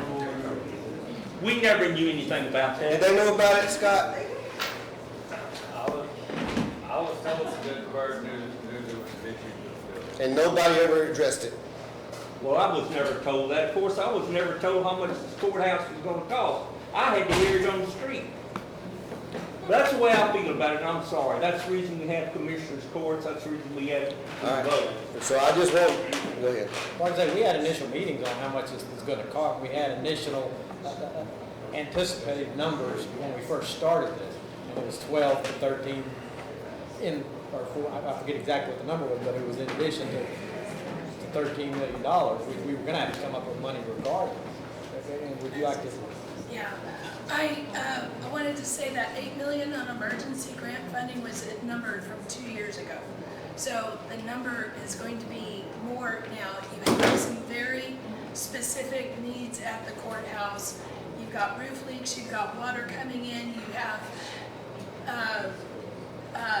temporary plastic in some window openings, infilling, waiting for a new window to come in. You have glass that's falling out of windows onto the public sidewalk, but very similar to Randall Rather, it puts you in a liability position to have these windows in such a deteriorated state. As I was pinning up the drawings on the wall today, I saw cracks in the plaster. You know, there's like little nuances and things that really need to be addressed in this building. I agree with you on that, but they've been working on those windows. How long y'all been working on those windows, Scott? We haven't worked on them in quite a while now. Yeah, and y'all have bought the stuff. We need to hire somebody to come in and rebed those glass in those windows. First thing we need to do is fix the roof. Yes, sir. It should have been fixed a long time ago. It's a leak up there, they know where it's at, we should have people come fix it. I've been saying it forever. When you walk up to the courthouse, I told them we need to paint the outside of it because you can see where somebody reached out the window and painted up as far as they could reach. That's ridiculous. You can go back in the records on our meetings, and I've been saying that for 3 or 4 years. We need to fix the windows, fix the roof, and repaint the courthouse. And I don't think all that'll cost $8 million, and I'm sorry. We need foundation waterproofing. You could fix it tomorrow and you still have a leak down there. Anytime you have a basement, you're gonna have water purging there one way or the other most of the time. And it's nowhere near like it used to be. When it used to flood down there. We put a new floor in there and we haven't had that much water run in there in a long time to amount to anything. But it's not gonna cost $8 million to fix the roof, the windows, and the other stuff. So I just want to throw this out to y'all. Know we have the vote on the table. I just want to throw it out to you that by passing this resolution, it's not going to cost you any more money. It's just going to give you the opportunity to apply. It's going to give you the opportunity to have the 11th to hear the people. Give your voters a chance to speak to you before you nix it. You can still nix this. It's not over with because of right now. But if y'all vote no on it, it's done. And we have put $1.9 million into it, and then $10 million that we would have from other. We're looking at a large amount of money that we're losing. And I don't know if any of the attorneys can elaborate or anything, if you want to or not, Eddie. I mean, just to give an opinion. All I will say is that it's not creating a financial obligation to the county. That's right. That's Well, I think the voter's gonna let you know the 11th or whenever you want to have. Well, that would be great. But you have to sign that first, or we won't have it. We won't have the 11th if you don't do this. But of course, Eddie, you're not the man that's sitting up here when those people go to Hamners and we have to worry about making payment on it. You're our attorney. I was asked a question and I answered it, Donnie. All right, well, I'm answering the question back to you. You're not the man sitting up here having to do that. No, we're just trying to explain to y'all that this isn't gonna cost you any more. It just gives you the opportunity to give your people in the county to say something, and also to find out what's going on. Well, we speak for the people that elected us, and that's the way I feel. Bobby, you're here, you're new. I don't wanna leave you out. You're coming in January. I mean, always good to get your 2 cents. I mean. All right? I was just gonna give you the opportunity. I think the voters will let you know.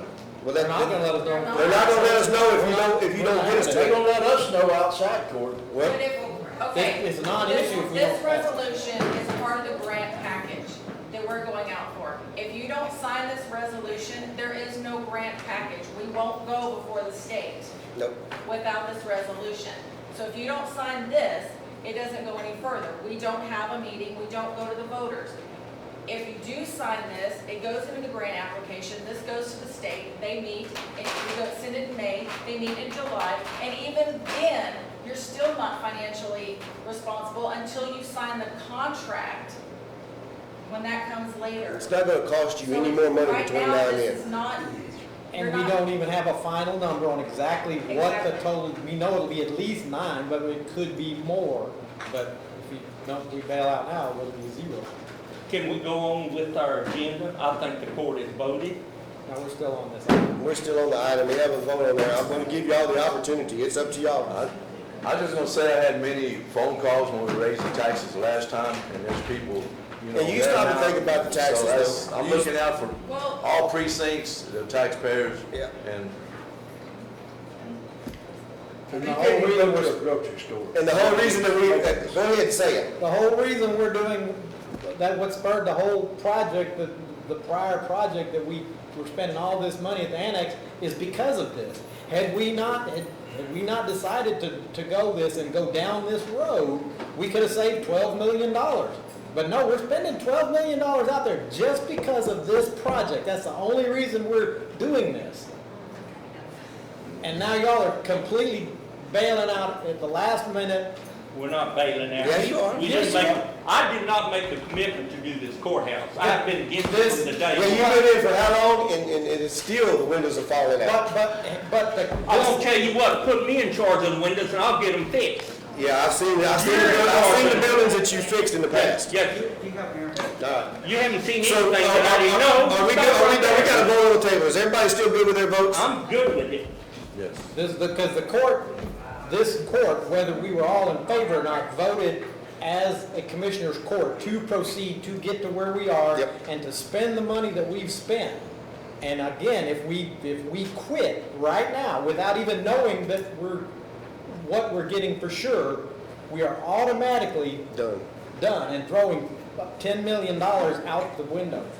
And it's saving us $12 million. Almost $13 million. Well, that's going to cost to fix the building out of your pocket. You're going to have to fix this building out of your pocket. And again, as we talk, this is a once-in-a-lifetime restoration that's going to be future generations, not our generations. Our children and their children are going to be the benefactors of this because this is something that's going to take this building into the next century. But if you bail out on it now, it'll never happen again. We'll never have this. We'll never get the opportunity to apply for another state historical grant. We will be, pretty much blackballed. We've been spent a lot of their money as we are, and we're going to bail out on it. And any future renovation, anything to this courthouse will be on your back. And you might say, yes, well, I don't want to spend that money today, but you look down the road, it's going to be that. I don't think our tax squares can stand any more heat than we've been putting on. Why don't you give them the opportunity? Give them the opportunity to make a meeting. Give them that opportunity to make a meeting. And then the thing about it is you're talking about the tax rate. It has gone down to 20 cents. That's lower than any. We are lower than any Hardy in Texas. Yes. I have a suggestion. Is there like GPDC money I can get, or when take it comes around, I can start charging? Is there a way to make money instead of just revenue? Yeah, revenue instead of just giving that from the taxpayers. Instead of from No, we don't have hotel occupancy tax. No. I mean, that's another option that if we could get past this stage, that you could try to do that. Phone calls about the taxes. That's what, to take a phone call. I've taken phone calls too, and I haven't had a negative person yet. To make an informed decision, and I have not received one phone call. Well, no, I had many phone calls on the annex about when we raised the taxes the last time. What about the courthouse? You're talking about the annex. I mean, I had even a lady come in here and speak herself.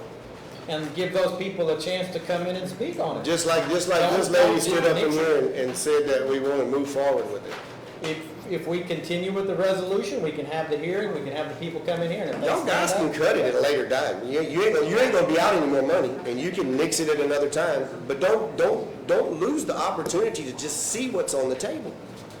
You spent a lot of money already, and it's just blown it. That's what I was saying. If you was going to do this, we should have done this a whole long time ago. Yes. Because if not, we've spent a lot of money that we didn't need to spend. And we kept moving forward with it, and then it's going to look bad. Oh my God.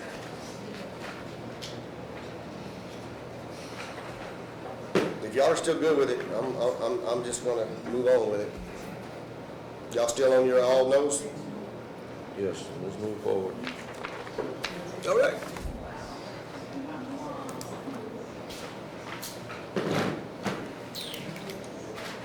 Number 14, consider, discuss, take any necessary action on the application to take note of known exceptions, consider any request for variances. Jimmy?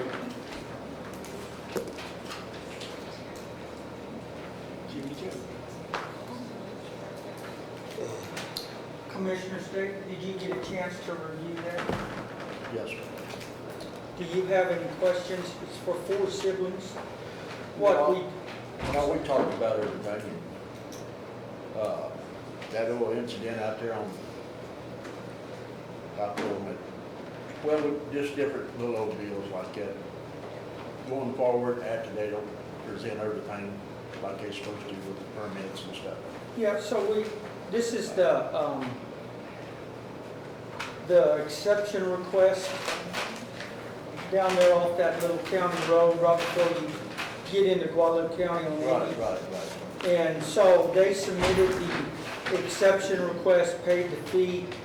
We reached back out to them and made sure that they gave you an idea of how that 4 sibling split was going to be. That's down there by that cemetery on that dead end road, right? That is correct. And it's siblings. You don't have any problems with it? I know I don't, I mean. No, sir, we just we were able to verify with them the tentative splits, so we made sure that you kind of had an idea of what their intent was. Right. And actually, we need to go back in there and do a little work on that road anyway. I didn't even know the road existed, to be honest with you. I didn't know we had the road on, that last road on the left. I didn't. Right. But you only go a certain distance, right? Right. So, Now, I'm good with it if you are. yes, sir, I am. Motion? That's a motion. Second. Motion and a second for the exception of variance in precinct 3. Stanton? Any further discussion? All in favor? Aye. All opposed? Number 15, discuss possible action regarding the purchase of an Nikian money counter machine for the county attorney's office using forfeiture funds of $124.99 in accordance with the Texas Code of Criminal Procedures, Article 5906. Yes, Judge, we've been needing this for a while. This is not costing the county a dime. This is out of the forfeiture fund account there at our office. When forfeiture funds come in, it's got to be double, triple, quadruple counted to make sure it's accurate prior to deposit. That's usually done by multiple people, and this just assists in that process, that $124.99. Just asking the court for approval to use that from the forfeiture fund that we have. It's not out of the county funds. Well, I move we approve item 15 as stated. Second that. Motion and a second to approve item 15 as stated. Any further discussion? All in favor? Aye. All opposed? Motion carries.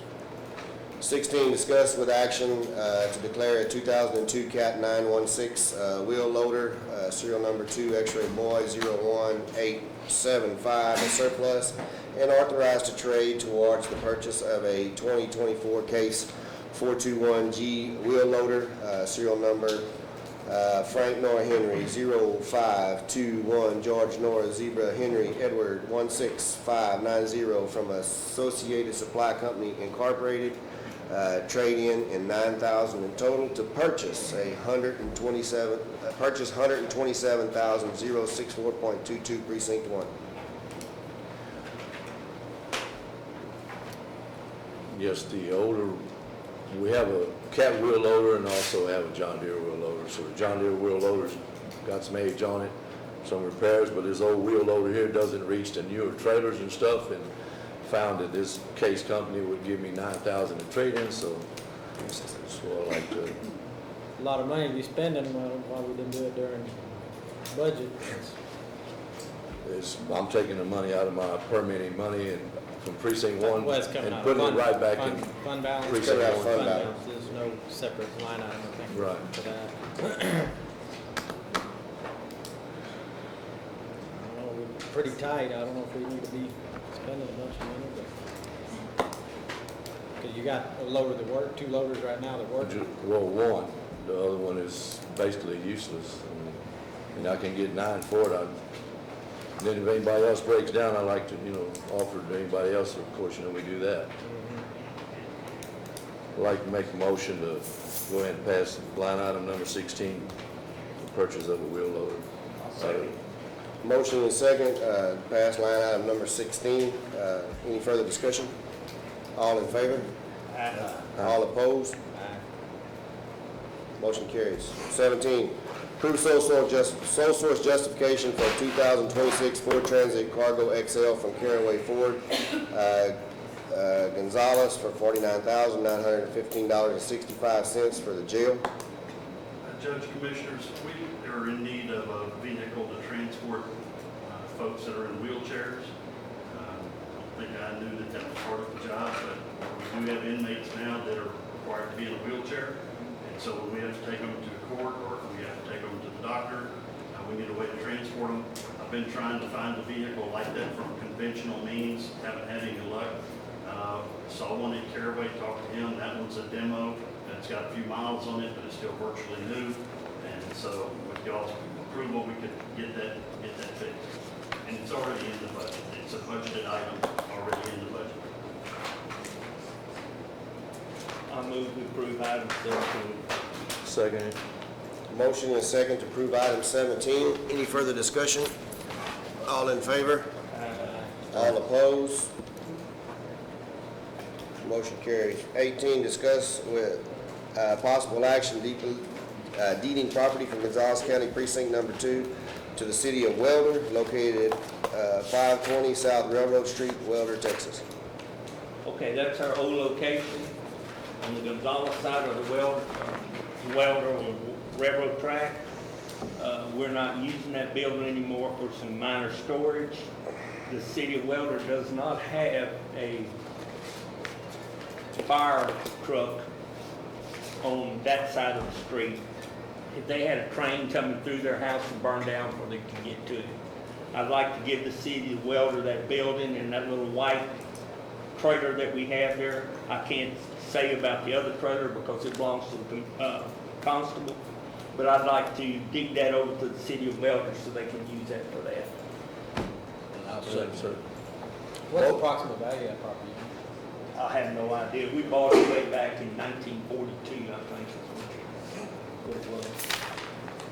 But I just think it would be a good deal. One house, if they say one house, whatever it's worth, sure help. Yes. What are our options of the building? Do we have the ability to move that over to the other property so that we can use it for the evidence fuming and storage of our tires and all the other things that can't fit into the other offices? Is that a possibility, or do y'all want to leave it with the property when you transfer property? I can't make that decision because we didn't pay for that. It came out of the constable's fund balance or budget. Let's put it this way. Yes, sir. But it would, I'm guessing this day and age, it keeps going up, but I'm guessing it would cost probably $3,000 to $3,500 to move it and level it and tie it back down.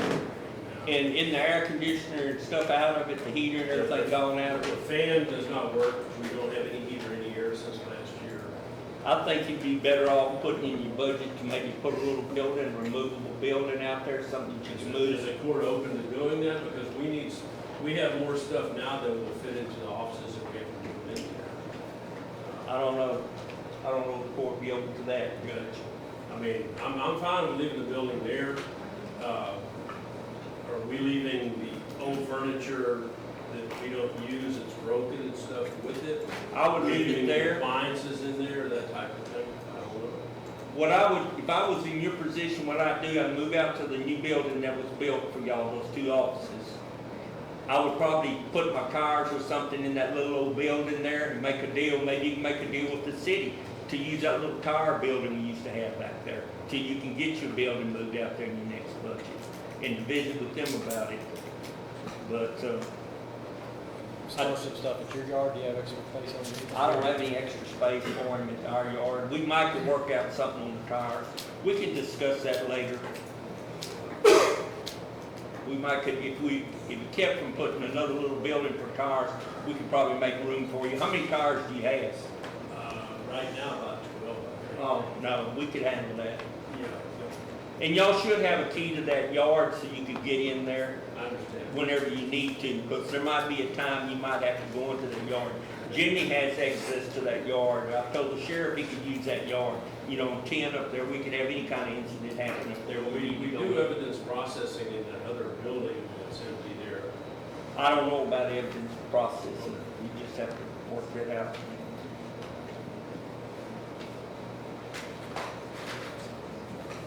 All right. I had a motion and did I have a second on that one? I had a motion and a second for deeding the property of Gonzales County, Precinct 2, as of the end of the month, April the 30th. Is that include the trailer? Does that include the trailer? Yes, that includes the trailer. Just one trailer or both? What are y'all gonna do with the other? What do you want to do with your trailer? I'd rather move it out there, if of course you're willing to do that, then that solves all everybody's problems. I would rather us not move it out there. I mean, the old trailer's getting kind of raggedy and got a We real. still haven't had a base station antenna installed outside of the building. We still don't have the video monitoring for the offices in that building. We're ready to go. I just want to say Deputy Taylor is going to be out on the 16th to the 22nd, so we won't be able to have somebody come in with the trailer and help us move until after the 22nd. Yes, sir. Well, you'll have to work that out. I mean, but no, I guess it's both trailers then, Donna, if he's giving heads up. Okay, both trailers and the property in the building. All right. Do we have a second on that? Discuss with possible act, okay, so we have a motion and a second. A motion and a second for Gonzales Precinct 2 to donate deed the property to the city of Welder and the 2 trailers. Any further discussion? As of end of this month, April, what date did you say? 30th. April 30th. Okay. One thing I do need to say, there is a fuel tank, a fuel pump there that's no longer used because the fuel pump quit working. It does belong to the county. Do y'all have the ability to move that off the property? Yes, where are you gonna put your fuel tank? Do you still use that or do you? No, sir, the pump went out a long time ago. It's very expensive to repair. Since we can use the cards and Welder, Exxon now, we have to use that. We'll either move it or give it to the city of Welder, depending on what needs to be done. We'll look at it, we'll take care of that. Any further discussion? All in favor? All opposed? Motion carries. 19, discuss with action demand for inspection and repair of H5 bridge located at Godwin Road and County Road 254. Eddie, how'd y'all come out with that? We've got a demand letter drafted. I can let Kristen speak on it a little bit, but we got the open records request back from LCRA with regards to that bridge. There was a lawsuit involved with it way back when, and at the end of the day, the judgment in that lawsuit says that it's LCRA's, or GBRA's responsibility to maintain that bridge. So we have that in black and white.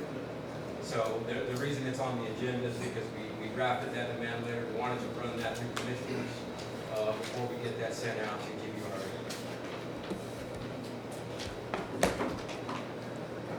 I'm gonna make a motion to go ahead and do that. Second motion. Motion and a second for the demand letter, I guess, to be sent to GBRA. Any further discussion? All in favor? All opposed? Motion carries.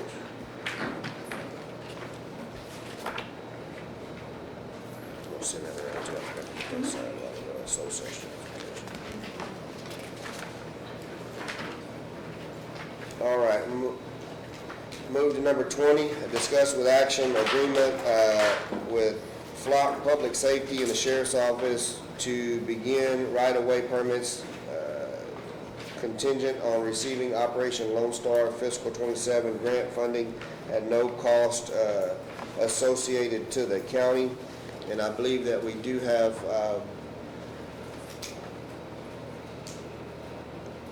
Angel Para would like to speak on that. Yes, sir. Okay. Just to clarify, not only will I be speaking about the agenda 20, but also 21, just because I have it written as well here. Are you combining the two? Yes, it's combining the two, so it's okay. Is that okay? Yes, go right ahead. My name is Angel Faro. I'm 22 years old, and I've lived in Gonzales my entire life. I attended GISD here and graduated class of 2021. At the last commissioners meeting, a representative from the Sheriff's Office brought up 287B funding and the Sheriff's Office role in immigration enforcement in Gonzales County. He specifically cited an instance where an individual was transported to the looting Buc-ee's by a sheriff's deputy, and how that task would be something the department could be compensated for using the 287 grant money. Today, the Sheriff's Office is presenting additional agendas to discuss regarding Senate Bill 8 and grant money they would like to receive for immigration enforcement. And I am speaking here today because I am that individual that was transported to the local Buc-ee's on that day. I just want to share my perspective on that experience because it was the worst day of my life. About 2 months ago, I was pulled over by Gonzales County Sheriff's deputy while driving in a residential neighborhood behind the old Walmart. I was pulled over for a minor traffic violation. Instead of a writing of a citation or driving me to the county jail, they drove me straight out of town to the looting Buc-ee's. There we waited for about 30 minutes for an immigration cruiser to arrive, but what arrived was a green Dodge Charger, unmarked, windows tinted black all the way around. There was no logo indicating it was ICE, and 2 masked men came out of the car with black vests, normal jeans and shirts on. Not a uniform like the sheriffs usually wear. When they approached us, they had asked, "Is this one fighting?" To which the sheriff's deputies responded, "No, he is calm." The 2 masked men then proceeded to take out heavy chain cuffs from the cruiser in the middle of the parking lot in front of everybody at the Buc-ee's. They then put the heavy chains around my waist, my hands, and my ankles. And I am not a criminal. I have never had any issues with the law.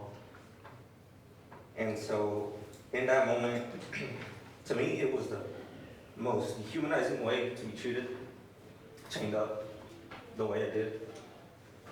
And I was scared, and I didn't know what was going to happen to me. Next, they put me in the green Charger and drove me to the Immigration Intake Center in San Antonio for processing. And for about 6 to 7 weeks, I was held in a detention in Carson City, where we had the same schedule every day. I tried to keep myself busy while inside, but it was very hard to stay positive as I suffered from anxiety and depression while inside.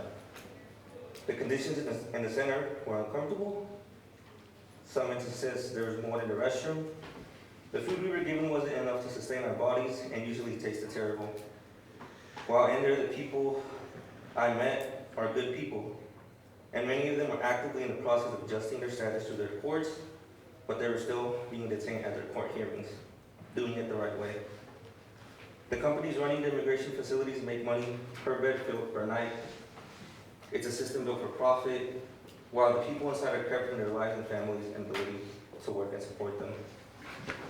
I would like to ask the members of the commission to hold a high standard for the Sheriff's Department in explaining the intentions of their proposals and action being taken in this county. At the last meeting, a representative from the Sheriff's Office spoke about an expected $100,000 grant funding to be received by the Department for Immigration Enforcement to cover expenses incurred to conduct this type of work. That is a huge amount of funding for a program with great parameters. The immigrant community here in Gonzales County are beloved and essential. They serve this community and work hard day after day to provide for their families. I know that our community as well doesn't support this. I wouldn't be here in this courthouse if my neighbors here in Gonzales supported this. I would either still be detained or removed to a country that I've never have been to. This community helped me through this difficult time with their thoughts and prayers and took action to help me. They raised over $12,000 for my legal aid this one night. And I was surprised to see people who supported this current administration also support me in that moment. I saw people put aside their differences to help a community member in need, and they continue to do so with the people that have gone detained recently. That's what makes Gonzales so special. And I know for a fact I will forever be changed by what I experienced. And I cannot imagine what other families are going through right now as well. I do believe the intention of the sheriff's office is to protect and serve the community. But in this moment, there is a huge disconnect. This community is scared, and that they're hurting families and taking safety away from this community. Lastly, I would like to ask the members of this commission to explicitly draw boundaries for items 20 and 21 of the agenda. Please consider who is affected by heightened surveillance and immigration enforcement in this community. Please consider the immigrants you know and the places you frequent on a day-to-day basis. It could be workplaces, the local restaurants we eat at that we love, and Moore's, and pizzas. Those are just some of the examples. Please ask questions on who is being targeted and by these policies and why. It's your neighbors who are affected by this at the end of the day. Finally, regarding agenda 20, the flock agreement.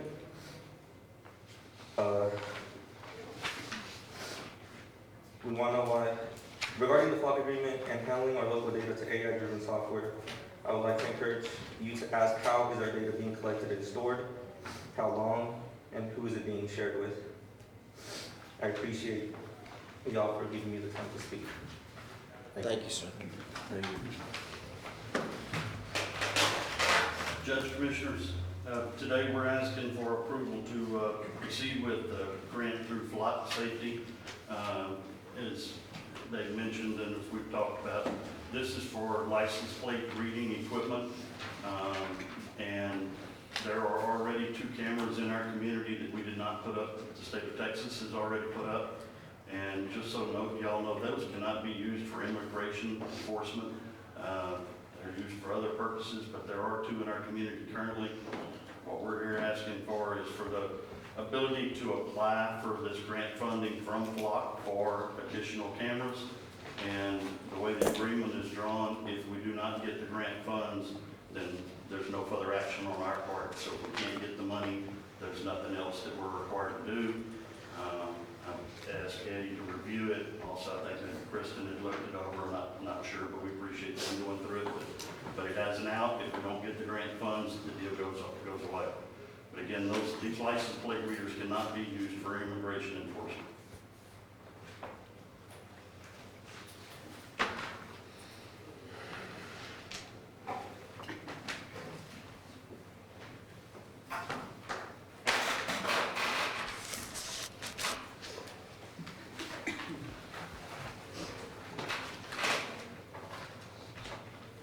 I move we approve item 20 as listed.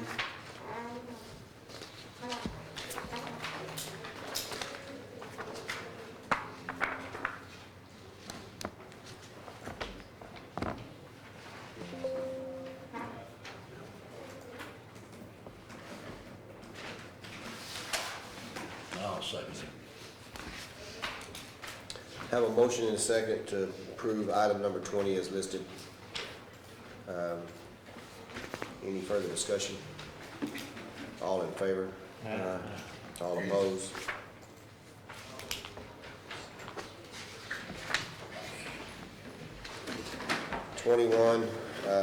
Discuss with action Sheriff's Office applying for Sheriff Immigration Law Enforcement Grant Program, Senate Bill 8.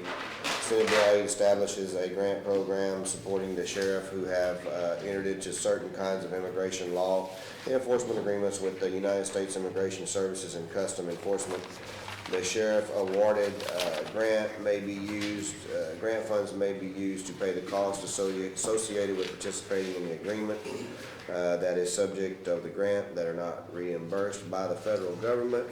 Grant funds may be spent over a 2-year period only for the following: compensation of persons performing duties under the agreement, generating and delivering reports required by the agreement, including administrative duties required under the program, equipment and related services for peace officers and other persons related to the agreement, including the cost of repairing and replacing equipment required but not providing under the agreement, attendance by a person at a training or other event required under this agreement, cost to the county for confining inmates under the authority granted under this agreement, and other expenses associated with participating in the agreement as determined by the Texas Comptroller of Public Accounts. Judge, Commissioners, apologize for the link, but wanted to be clear in exactly what this funding is for. So the state of Texas has got a grant program for any sheriff's offices, agencies that are participating in the 287G program, that there's $80,000 in grant funds that are available. Those funds can be used for housing our inmates or any other expenses that the county has occurred or will incur as it comes to enforcing immigration. Again, these funds were available, and I felt like it's my job to put that out there. The county's spending funds, so this is a way for us to get some of that funding back. And I feel like it's important to explain kind of what our procedures are.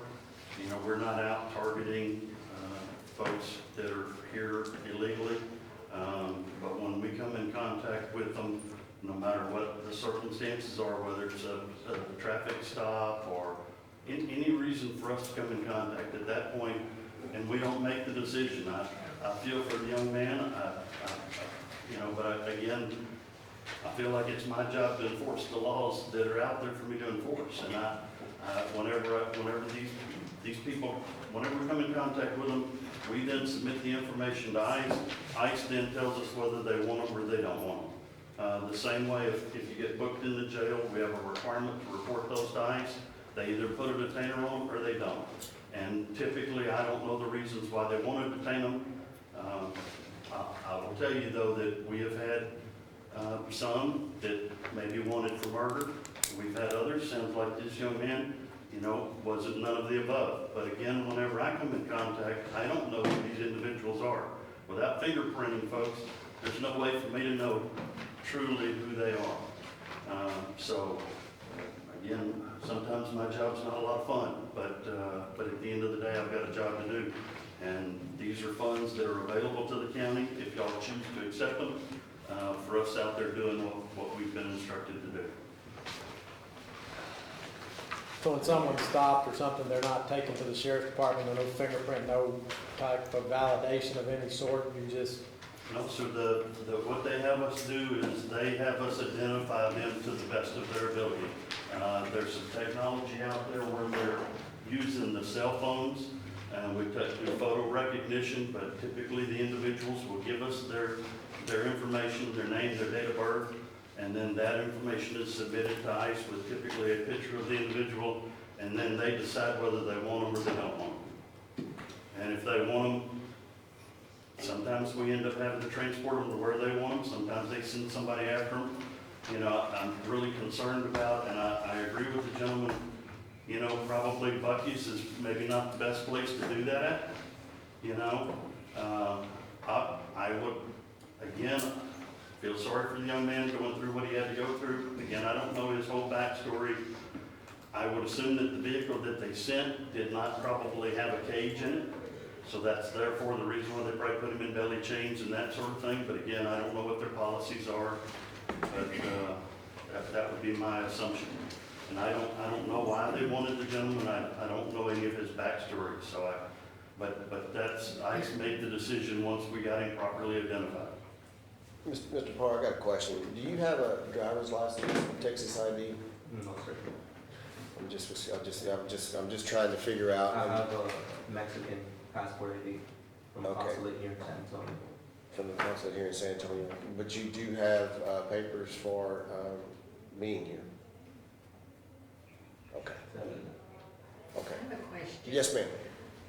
As you can tell, I'm Hispanic too, so if I was stopped somewhere because because I look Mexican and I am Mexican, would they also do the same thing for me? And how could, I mean, if I didn't have my passport with me and all that, how could I prove that right away? Yes, ma'am, so. It's scary. Yes, ma'am, and you should not be, right? You should not be concerned, because when we make contact, we would ask you for your driver's license. You would But present I us. didn't have it with me at that time. I'm not sure that. Typically, you would give the deputy your name, Right. your date of birth.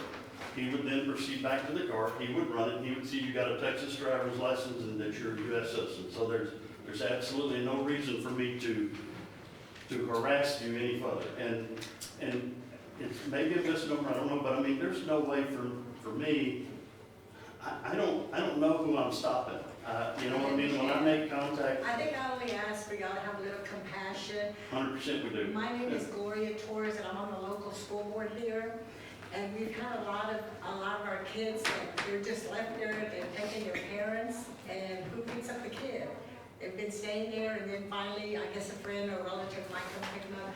So it's really, really scary to us, the Hispanic community. What do we do?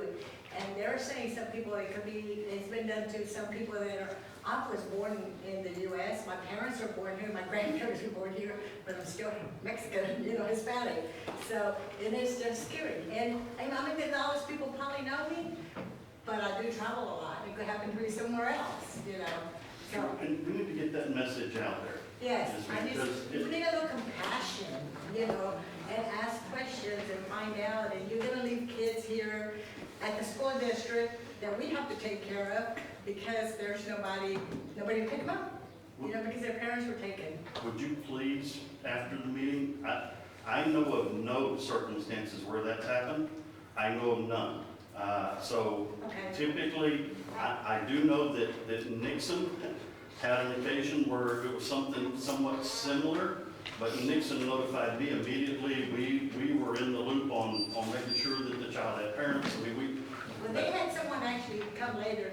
I don't know the names. The superintendent texts us as board members to be aware of it, that happened. But I can find out more of the details. We have a board meeting tonight, and I'm going to get back with you on each part. Yes, ma'am, and I'd be glad to attend, because, I mean, I don't think there's anybody in this room that worries about our children any more than I do, right? And I want to make sure that our children are taken care of, that they're safe, that they're not being abused or exploited, because that is going on in our community today. There are kids that are being exploited and abused. So, I want to know about these kids and make sure they're being treated right. I'll get those names to you. Please. Okay, thank you. Thank you.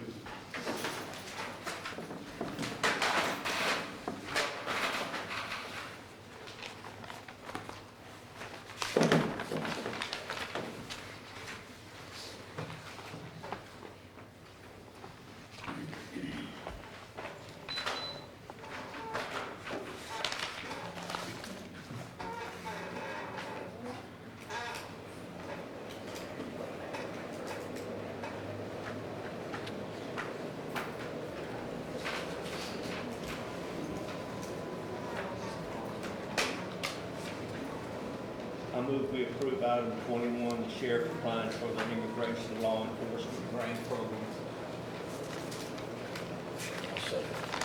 Motion and a second to approve 21 for the sheriff's office to apply for the immigration grant. Any further discussion? All in favor? All opposed? Motion carries. 22, discuss with Action Security Trailer Premium Service Agreement with Canton Technologies and Security at the Sheriff's Office. My apologies, Commissioner, for so many things on the agenda, it just kind of felt that way. But, so this is for a surveillance trailer, very similar to the one that Guadalupe County had down in cattle country. I know the judge got to watch it in action, but this is something that for any event that we have, we can pull this trailer out there, fire it up, and it's got 4 cameras, if I'm not mistaken, that will give us the ability to look. So come and take a great example. We borrowed Guadalupe County a few years ago. We put it kind of in the middle of the 2 squares so that we can just, without having to be on site, you can see it and you can see what's going on out there. And they're PTZ, so they're able to be controlled and turned, and there's facial recognition on them, and there's a lot of really cool stuff about it. They've also got a connection with, is it Starlink? So it's a satellite cellular connection, so that if the cell phones, we're struggling with them down in California, this will still be able to transmit data. And lastly, I'll tell you, it's in my budget, but bringing it to y'all for approval. We've got the funding for it, and it's already in the budget, but I could obviously come to y'all for approval to make this purchase. How much is it? Great question. $35. The security trailer is $44,585. I looked at y'all's packet, and I didn't see this stuff in y'all's packet. It showed it was included, but I did not see it. And then there's ongoing maintenance that goes with it as well, Commissioner. So my numbers here,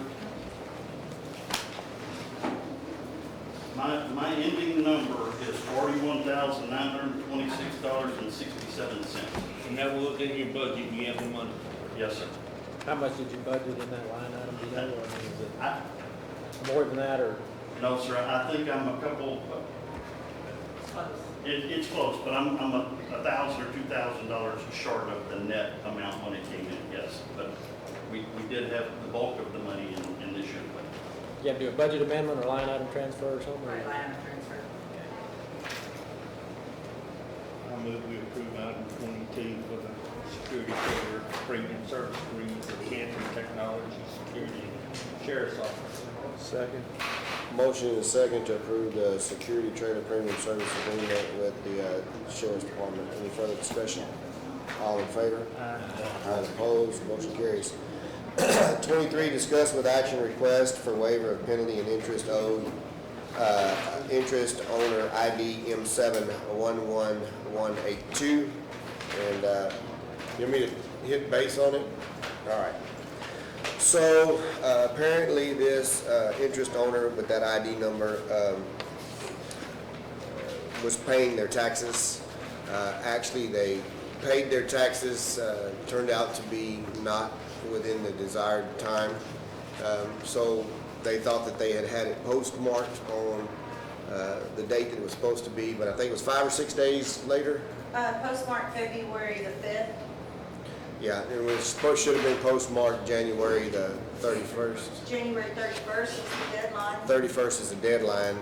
So he went in and is requesting his penalty and interest to be waived. I don't know about all y'all, but I paid all my taxes on time. And y'all want to touch base on anything? Go ahead, Rashay. I'm Rashay Chapa. I'm your delinquent tax attorney. With Linebarger. With Linebarger. The postmark requirement is so it's fair for everybody. So his postmark was after the deadline, and if you granted his petition, then anybody that said, "Oh, I swear I put it in the mail," you'd have to do it for everybody. And so it's the postmark is there so it's fair for everybody. You get it in on time or you didn't, and then you have to pay penalty and interest for the tax code. And in this situation, and here's a public service announcement, the post office did say that beginning on December 24th, that if you put it in a box or a slot and you don't go in, it's not going to get postmarked until it hits a distribution center. So if you haven't if you haven't e-filed your IRS taxes and you're planning on mailing them, you better go into the tax office and get a postmark, the post office and get a postmark, or you're going to be considered late and the IRS isn't going to give you any slack either. So it's my recommendation that you go by the postmark, which means it's too late. Is delinquent. Interest apply in the tax. Well, I mean, and the check was written on the 30th. That was a Friday. I mean, that's cutting it pretty close and trying to stick it in over the weekend too. Right. So the onus is on the taxpayer to be proactive and go in and get your postmark, or you can pay it online, or you can go in person. But if you're going to do it by mail, you have to have the postmark, and this gentleman did not. And when do you send those notices out? October? Tax statements go out in October. Per the tax code, they're due upon receipt and become delinquent on February 1st. So they have 4 or 5 months to pay them without becoming delinquent, because the tax code specifically says due upon receipt. And that's what you're going by, is that, I go by the law, the LAW. and the date right there. That's it. Like it. We're gonna do it for him, we have to do it for everybody. That's it. No, no. I think we, deny the waiver. the request for a waiver. You got a motion? The motion is. Second. Motion and a second for the court to deny the request for the waiver of penalty and interest for owner ID M7-11182. Any further discussion? All in favor? Aye. All opposed, motion carries. 24, consider and take appropriate action to authorize Gonzales County on behalf of Gonzales County Water Supply Corporation to go out for procurement for the console management services for the Water Infrastructure Program project proposed to be funded by the Texas Water Development Board, TWDB, Water Supply and Infrastructure Grant. And this is giving them the opportunity for them to go ahead and apply for that. Is there any specific project, or is it just? Well, this is the ones that they tried to identify different projects. I think they had a couple of different ones, and I think in the cost and west off area. But yeah, they had discussed that, and then they said this would be forthcoming. Now there is, probably within the next 2 years, going to be a substantial amount of money that can be used probably for some of these projects that would assist us, maybe even in the Smiley area, but I don't have an extreme amount of detail on them at this time. I just know that it's supposedly coming out. And that's the shovel-ready project they were wanting to have for the. Yeah, I believe that's correct. Y'all moved it the last Commissioners Court, but we should have done these two. But we just didn't have the resolution with it. The last court we approved, but we just didn't have the resolution on it, so.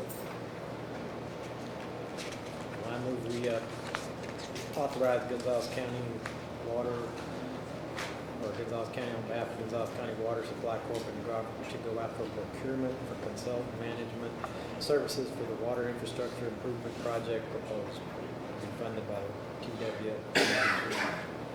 Water Supply and Infrastructure Grant. Second. And a motion and a second for everything that Collie just read. Any further discussion? All in favor? Aye. All opposed, motion carries. 25, consider and take appropriate action to authorize Gonzales County on behalf of Gonzales County Water Supply Corporation to go out for procurement for engineering services for the water infrastructure improvement projects to be funded by the Texas Water Development Board, TWDB, Water Supply and Infrastructure Grant, which is just the same go around on the other two different projects, I believe is what it was. So moved. Second. Motion and a second to approve 25. Any further discussion? All in favor? All opposed? No, I'm not opposed. I'm for it. All right, so everyone's for. You're for. All right.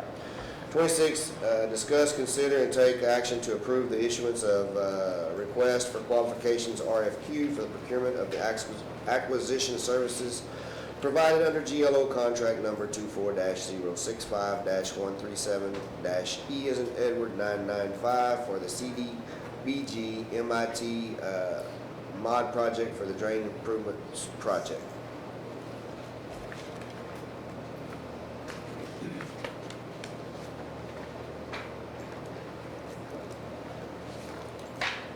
I'm not 100% sure what that one's on. Just still the same with this?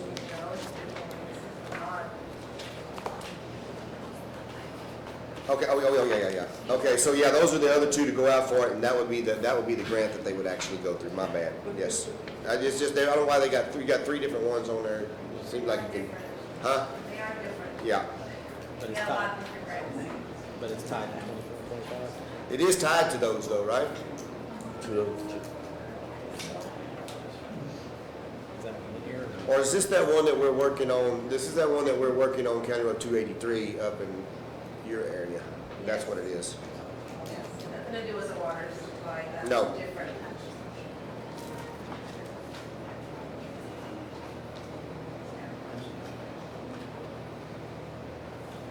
I'm not 100% sure what that is, too. I'm sure I just know. think we ought to pass until next time. It needs to go.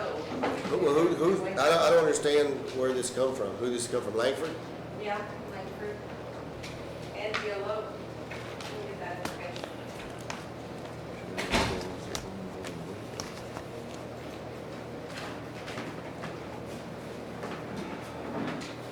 Which is at 283? Just the same one. Shellenberg Road. I don't think that's the same one we're talking about. 24E 995.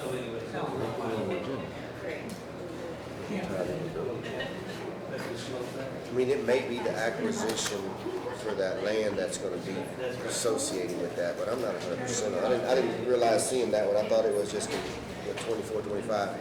Y'all wanna pass on that one for just a second and come back to it? Yes. Sure. Kind of speed up time. All right, we're gonna move to 27. Discuss the county clerk hosting an open house to showcase and completion of the digital of the deed records. Yes, sir. So for about five years now, we've been working on digitizing our deed records, and this budget year was the final phase of the project. Now all our deed records are available on our Eagle software, both online and in the office. This was all accomplished and paid for by using the funds the county clerk's office collects when documents are recorded. And these funds were made for that reason, to digitize and scan in your records. This was a major milestone for my office, and I've been working very hard with Scott Merriman and Tyler Tech to finish it. To celebrate this, I would like to host an open house at my office on May the 20th from 2 to 4 to invite the public in to view the digitized records on our public computers and have them an opportunity to sign up for Fraud Notified. Some people may not have a computer at home or may just want help signing up, and we'd be available to get people signed up for that. And Tommy Ellis with Scott Merriman has volunteered to help me host and provide cookies and bottles of water for the event. Not many counties our size can say that they've reached this accomplishment yet, so this is a great thing that we've done for our county by ensuring these important records will be safe and available forever. So I also want to thank you guys, Commissioners Court, for your support on this project throughout the years, and I would love to see you all that afternoon at our open house. I move to approve item 27, the county clerk hosts an open meeting to showcase the digitization of the deed records. Second. Motion is second for the county clerk to host the open house for the digital records. Any further discussion? All in favor? Aye. All opposed? Motion carries. 28, receive update regarding Highway 90 Community Development Precinct 3. Police Commissioner State. Yes. Wanted me to give an update on it. You get everything cleaned up in the, under the tracks? Got out the cleanup out of the floodplain. Done. Everything on railroad track picked up? No, I don't think so. They still got a bunch of stuff stacked up there, right? At Diaz, But where it come from? close to the railroad track. Yeah, they kind of moved behind the buildings. It's still there by the railroad. Did, the permit, they hadn't got an upgraded meter, water meter yet, so they, We do call. we deal with that, or do? This is text. We have no authority over water. No, sir. We call the water company, I believe it's Larry from the water company, weekly, and check in with you. But he's got all his plumbing, all his septic. All the 2 septics that have been designed, permitted, This is and for approved. acquiring the property from people. He has applied, as this court's aware of, for the rental approval. He's paid for it, he's applied for it, met that requirement. The court, I wasn't here, but the court instructed him to get the water signature on it to make sure he had the water lines done. Right.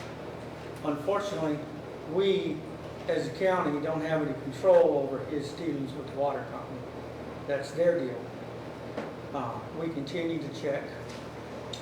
I don't know, and Eddie may have an idea. I don't know how we can force him to do that and then to expedite that. Well, it's not in the rules, you can't.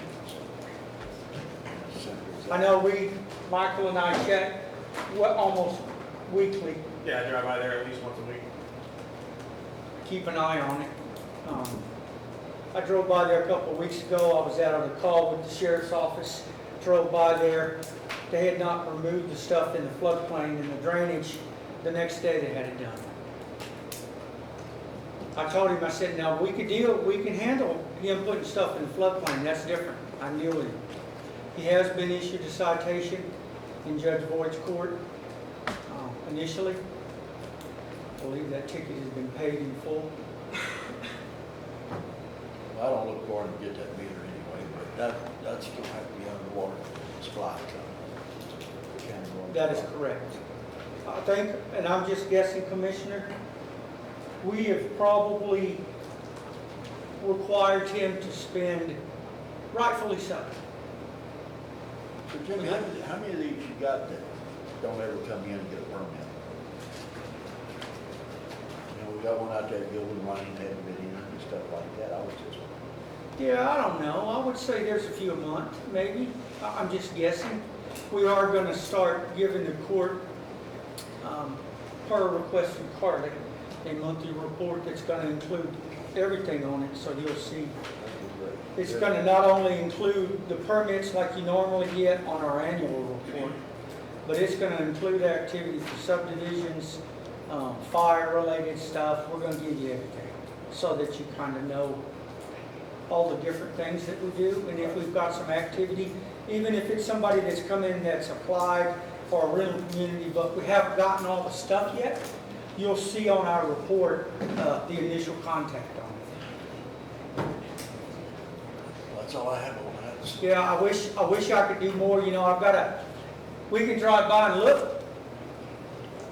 I gotta be careful as a law enforcement officer walking around somebody's property unless I have a legitimate complaint on it, because I'm held to a higher standard than, so I'm very conscious of that. But if you have a concern or the court has a concern on anything, that kind of gives me the reason, if it's a legitimate concern, that we can handle to be on that property to investigate that. So, That's all. thank you.